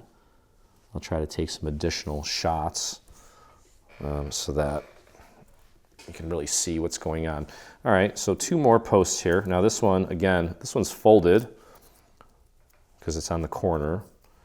So we want to just, as we glue this, we want to just try to maintain a 90-degree angle on everything. Okay. But the process is exactly the same. So just keep it at about 90 degrees as you glue it all together.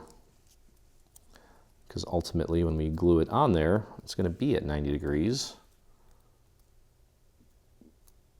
Okay, so there's that. And then it's the same pieces, just folded in half. Not a big deal. Not difficult at all. There we go. Got that one. Let's go to the bottom one. There we go. And I'll give you a close-up on this one as well. But anyway, as far as Christmas goes this year, we're going to spend it with Liesel's family since mine's out of town. And that's always interesting. Liesel's dad is, he's a riot. I enjoy hanging out with him. He always goes on our family vacations with us. He's kind of a big fisherman and taught me a lot, actually, even though I always catch bigger fish than he does. He'll never watch this, so it's okay if I trash talk his fishing. But yeah, this, I'm not even sure that it's actually officially winter yet either, and I'm already kind of tired of it. But anyway, it's kind of crazy that we're already through almost another year. It just seemed to have flown by. Now this little guy here is a little bit thinner than these two, so just make sure you're grabbing the right one. Okay. There we go. Pop that right on there. Beautiful. And then one thing here too is there's actually, so I have 2 of these like this. There's actually 4 more that are like this. Okay, but you'll notice that these that I'm using are the smallest. Okay, the other ones are taller. Those we're going to use for something else. You just want the smallest ones of this blue color that are folded down the center. And those are going to go on right here. Again, just maintaining an even border like that. Okay, check it, make sure it's at about 90 degrees, and mine looks great. Okay, so I've got one more to put together here. We'll finish up the porch. There's a few more little details to add to the side of the house. And then we just have some stairs to put together. I don't know why I left those for last. Probably because they're a little, it's just a little, it's like a small little piece. And I want to say that when they build a house, it's probably one of the last things that they do is pour the stairs, maybe? I don't know. For some reason, I have that image in my head. Putting on this little piece here, again, even border at the bottom. And top, well, all the way around, I should say. There we go. A few more to go. And that's just going to be a really nice detailed touch for our, I think, what is it called? The Frostwood Manor? I think that's what we called it. I went through like 40 different possible names for it. And some other ideas for it, but we went with Frostwood. You can call it whatever you want. It's your house. There we go. Slap that on there. 3 more little pieces to go.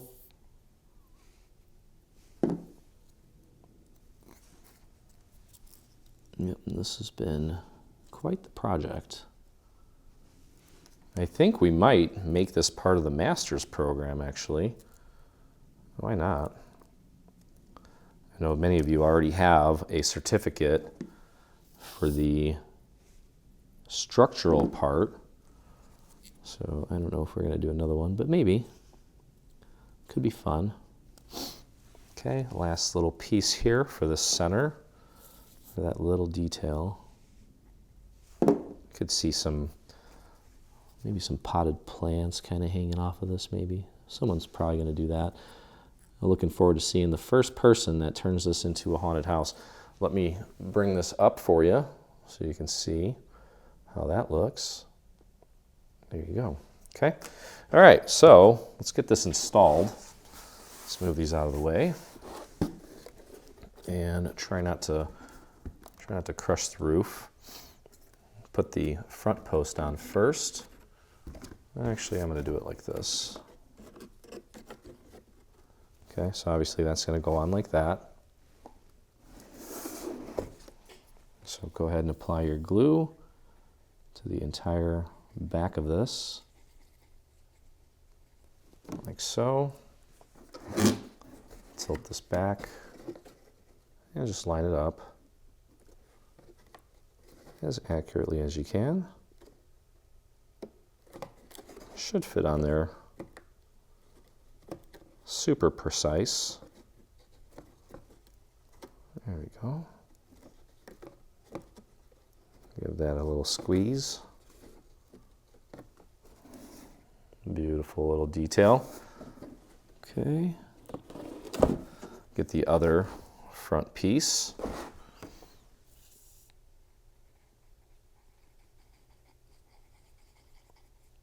You can feel the end approaching here.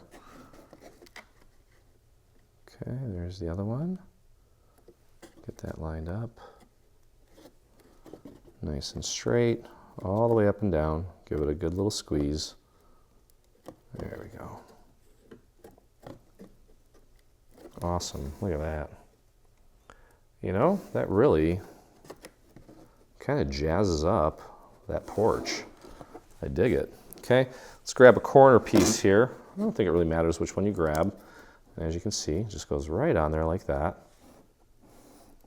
There it is. So let's squeeze a little bit of glue on both sides. Get it out to the tips of these little details here. Awesome. And line that up. Press that into place. Make sure you get little corners here. See if you can see that. Yep, there you go. Give that a good little squeeze. All the way up and down. Beautiful. Okay, next corner piece. Just do little dots. Don't need to, I guess if you overdo it on the glue here, it's not like it can really squeeze out and blemish anything important. So I don't really need to worry too much. Okay, there's the other corner. And that kind of actually hid a little imperfection that I had up there. That's always a bonus. There we go. Press that into place. Look at that. Yeah, you know, it's worth it. A little tedious, but it's worth it. All right, we'll grab this little end piece here, and this one's going to go right here, and we're going to just get that aligned as accurately as we can. Just doing a little dot here and there, a little line here and there. Okay. Pop that right into place, match it up with the existing framework. And just give that a little squeeze. Beautiful.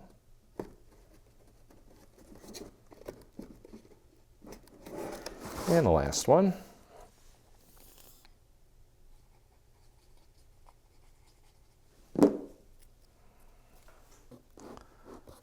I wasn't sure if this moment would ever come. I'm sure you're kind of feeling the same way. But it's pretty darn cool what you can do with paper, huh? And what you can do with Dreaming Tree. There we go. Last little piece going in on the porch.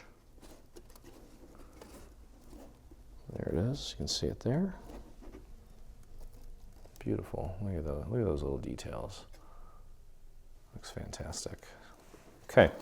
All right. So as I mentioned, a few more little details here. We have, there's 4 pieces like this that are folded. Okay, I'll show you where those go. The white pieces that you have left over, there's a larger and a smaller. Take the smaller one and glue it. Let me move this out of the way. This is out of focus. Hello. Glue the smaller rectangle inside of the larger rectangle with an even border all the way around. Press that down. Same thing with this one. Pop that in there. Okay, and then with these folded ones, there's 2 large, 2 small. Take the small one and glue it on top of the larger one with an even border all the way around, just like we did with the flat piece. Keep it at 90 degrees, because it's going to go on a little corner here in a second. There's that one. One more here.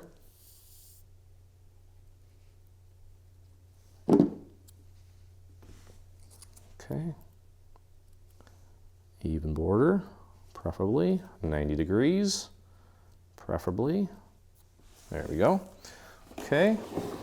And this one, the 90-degree one, go ahead and apply your glue inside on both sides.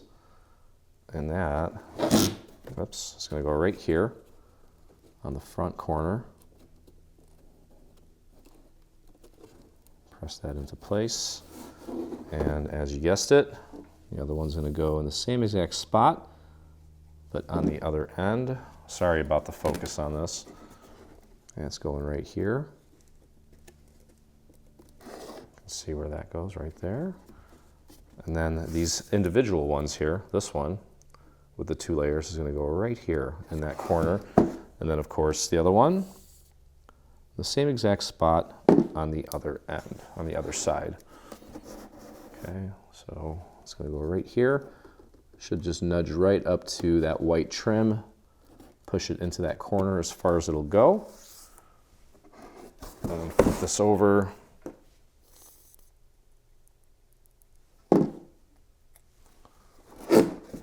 And pop that right in that corner, right up to the white section, just like that.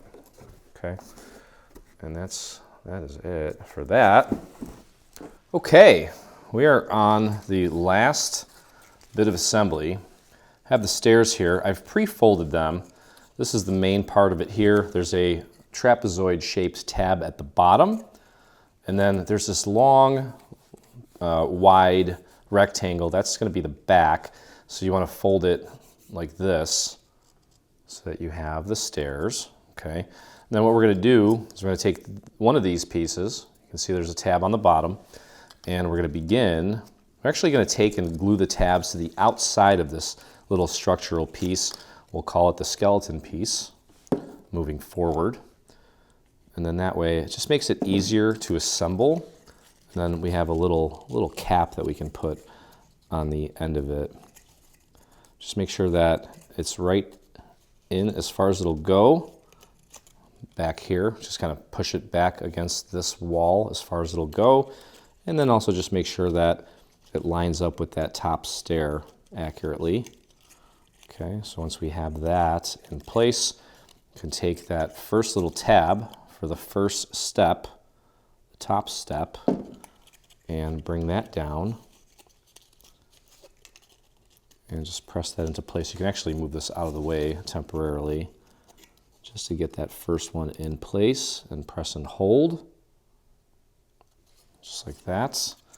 And then we're going to take this little tiny tab right here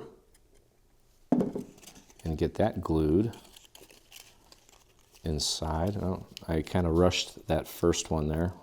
Got to be patient. Make sure that gets a good hold. I have to re-glue it. Say jump the gun. I'm just getting a little anxious to get this finished. And actually, you know what? It might be easier initially to do it this way. Just tuck that tab under that first one there and push down from the inside to get that to stick. Just make sure it's flush up against this little skeleton piece as far as it'll go. Then you can tuck in that little one. I'm going to grab a dowel actually. Get a skinnier one.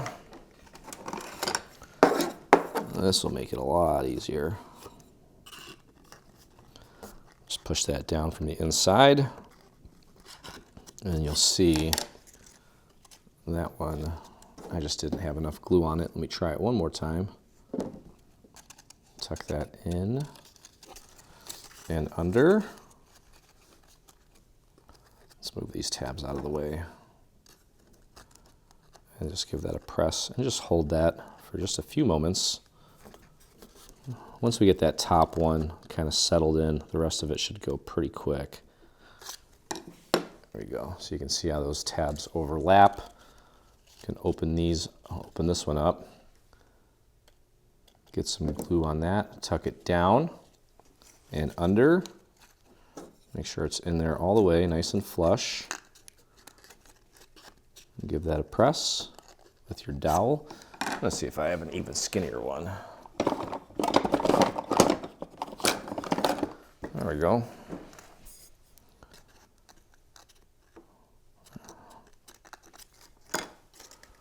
There you go, making good contact. Grab the next little tab, little vertical one, tuck that under. Make sure it's under there. Let's move these tabs out of the way so you can see what's going on here. Grab the right dowel, press that down. There we go. Grab the next tab for the top of the step. A few little drops, tuck that under. And again, just making sure that it's making good contact with that little skeleton piece. Push down as far as it'll go. There you go. Next, grab the little one next to it, tiny little guy. Tuck that under. Just make sure that it's in fact underneath. And press down from the inside. There we go.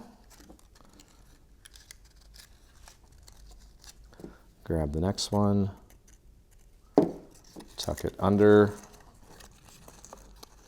Just make sure it's flush against the little skeleton.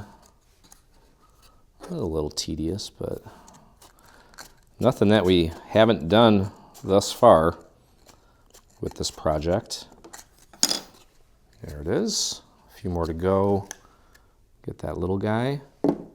Tuck it over, under. Make sure that it's flush up against the skeleton. Press down. As long as you go easy on the glue, it should only take a few seconds for it to really grab. Okay, last top tab for the step. Okay, making sure that the step is pressed up against that skeleton piece as far as it'll go, and then push down. And I'll probably take a little bit of ink and just kind of muddy this thing up a little bit so it doesn't look so pristine compared to everything else. Tuck that under. Push that nice and flush up against the skeleton piece and grab your dowel, push that down. You can really get into that little corner there. And that looks great. Okay, so that's going to go like that. And then I'm going to grab this other piece, and you guessed it, do the same thing on the other side to kind of stabilize this. Let's start by anchoring it to this little trapezoid. Pop that in there. This one I'm going to kind of do by hand without my dowel, just to get it anchored properly. Oops, careful. Okay. And with this one we're not going to be able to use a dowel just because of how it's situated, but we want to get our finger in there so that we can push up against it. Now that it has its shape, it's going to be a lot easier to kind of go down the row here and get the rest of it glued into place. Moving on to the tiny little tab here. Stick your hand in there or your finger. Push it as far as it'll go and press. There we go. Moving on to the next tab for the little step. Just keep that all in there. Line that up and press. And we've got some stairs a-brewing. And then there's two little side sections that essentially are kind of like the concrete portion around the stairs that we're going to build. That's going to be an easy little piece to put together. Okay, next one. Right there. Line that up and press and hold. And the next one. There we go. Less is more when it comes to the glue on little tabs like this. Otherwise, you will spend an eternity waiting for things to set, and that takes the fun out of it. So go easy. Just squeeze a little bit of glue out right onto the tip. That's all you need. Okay, two more little tabs, and then we have the main structure pretty much complete. Let's get this out of the way. Move that tab out. There we go. Give that a quick squeeze.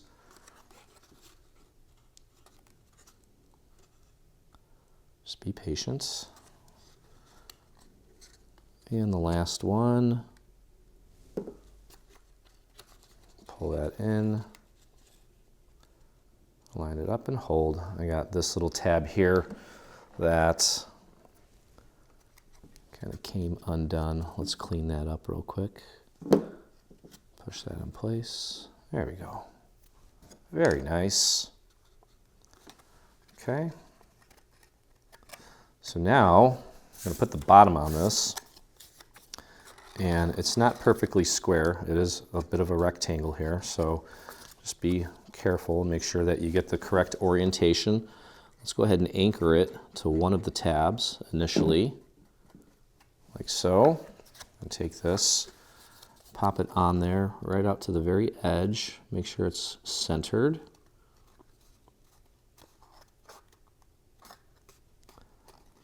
Just like that.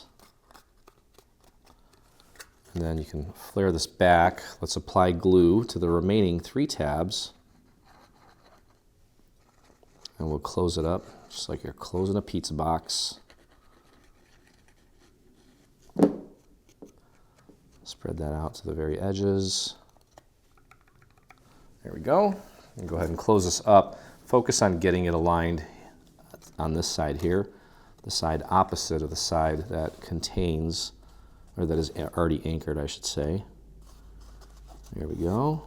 Just continue to run your fingers along the perimeter. You can actually put that down on your surface now. And there's our stairs. Okay, so now we have this little piece here. It's going to go right on the edge. And I've got a little gap.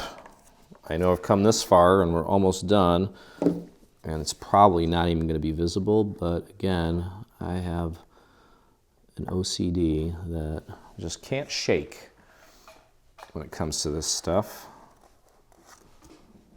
I don't know. Again, it's probably one of those things where I just know if I'm doing my best work, and if I cut corners, you may not know it, but I know it, and I just can't sleep at night knowing that I did that. Okay, so this is just going to go right on the end on one side, just to kind of clean it up and also to reinforce it. And we'll do the same thing on the other side. That looks nice. Grab the other half or other side. Clean that up. Pop that right on there. Should fit perfectly. Press that down. Okay. There we go. Now, I'm going to find a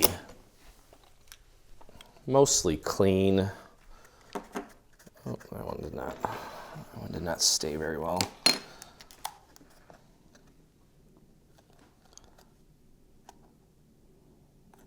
Be gentle when you push that in there. You don't want to crush your stairs. I'm going to take a little bit of ink and just kind of muddy these up a little bit. They just look way too polished for me. No rhyme or reason on this. Just kind of distressing it a little bit. Give it a little interest as far as the colors go. There we go. And I've got a nice gap on there. Clean that off. Then we just have 2 more little pieces to put together. And we're going to join all of this together into one piece and attach it to our house. And we are good to go.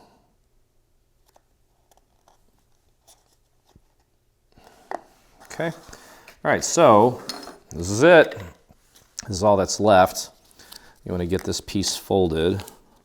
It's essentially like a retaining wall for the stairs. Okay, and I don't know what the building codes are in this fantasy land that this house is from. I'm thinking, actually the stairs up to my doorway, they don't have a railing. I think it has to be a certain height. Okay, so we got everything folded. And the way this is going to work is, okay, we're going to join on one of the ends here, the end that doesn't have the tab, there's this little section here that has two little triangular tabs. I'm going to take and apply some glue to those and connect it to its neighbor right there, like so. And just press and hold.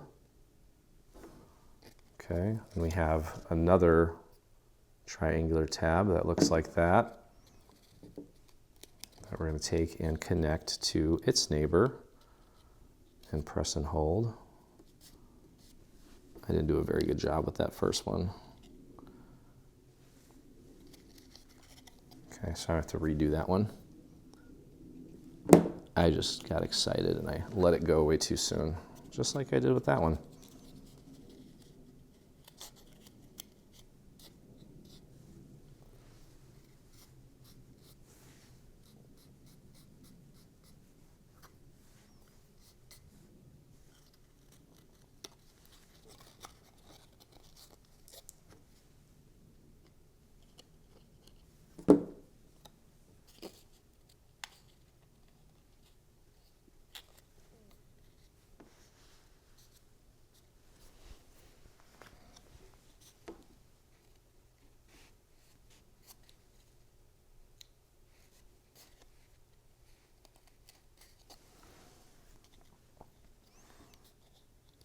Okay, we're going to go up to the front now, and let's move this piece out of the way. We have these two little triangular tabs here.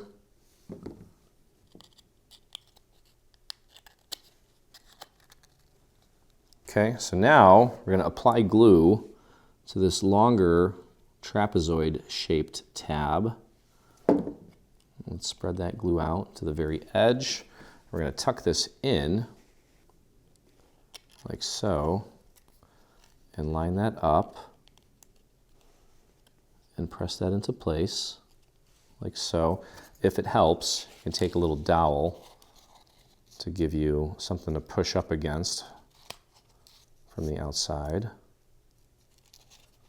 like that. Okay, so we have kind of the structure put together, and then essentially just kind of a little lid to close up both ends. Okay, so throw a little bit of glue on those. And I might kind of muddy this one up a little bit too with some gray or some black ink, just to give it a little bit of additional interest. You can put that down on your surface. Let the table do all the work. And then flare these out a little bit.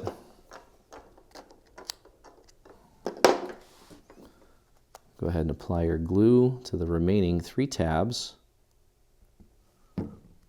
Spread that out evenly, and then go ahead and close this up.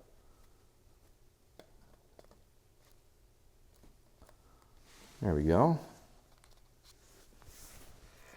Okay, so that's one. I'll just have to do it one more time. It turned out nice. So that's going to go like this. Okay, we're going to join all three of these together in just a moment.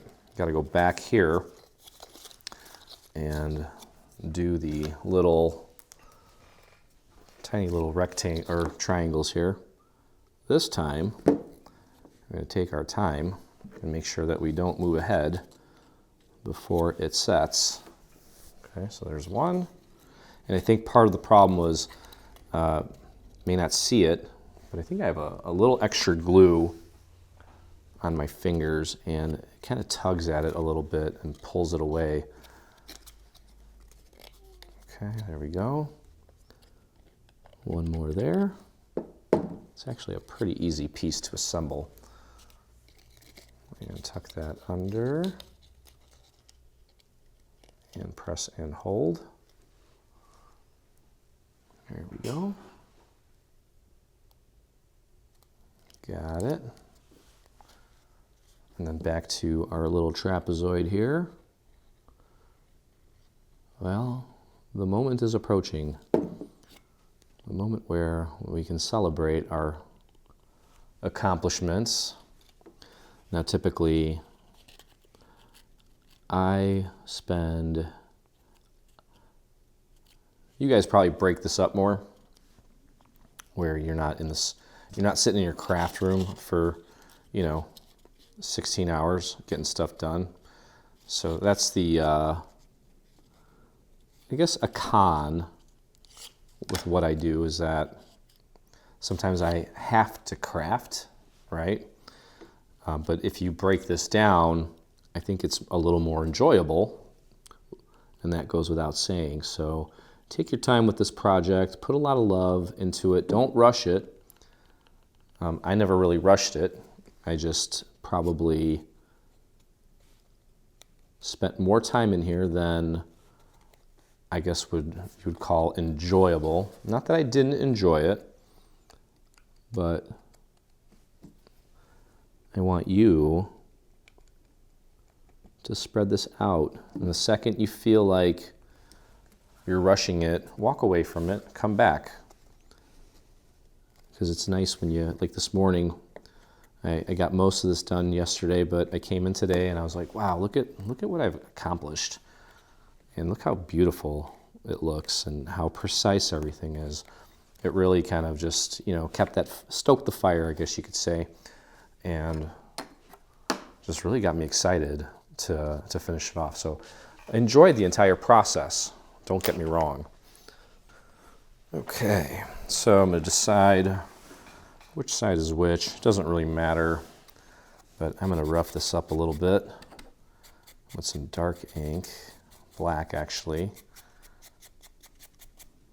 just to kind of make it a little more interesting. Kind of weathering it a little bit.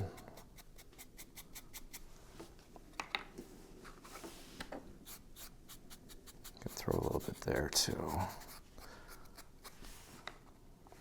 Okay, we'll go here.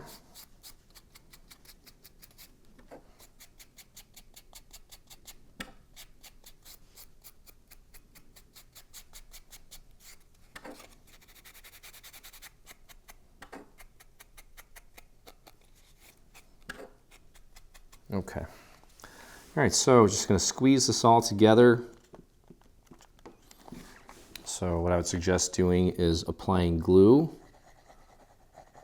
to the sides here,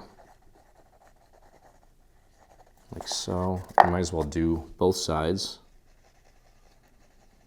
so that we can just kind of squeeze all of it together in one fell swoop.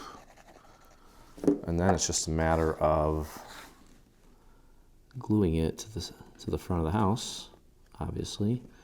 Kind of using my fingers to feel and make sure everything's flush. And then once it is, just kind of continue to apply pressure to both sides, kind of like you're holding a sandwich. And just don't let go. Make sure it's flush on the bottom. There we go.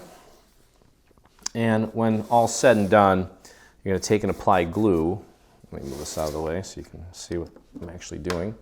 You're going to apply glue to this and literally just glue it to the front of the house. Make sure it's centered, just like that. Okay, and that is going to finish it off. So that's going to do it, guys. Cannot wait to see your version of this. Okay, that's going to do it.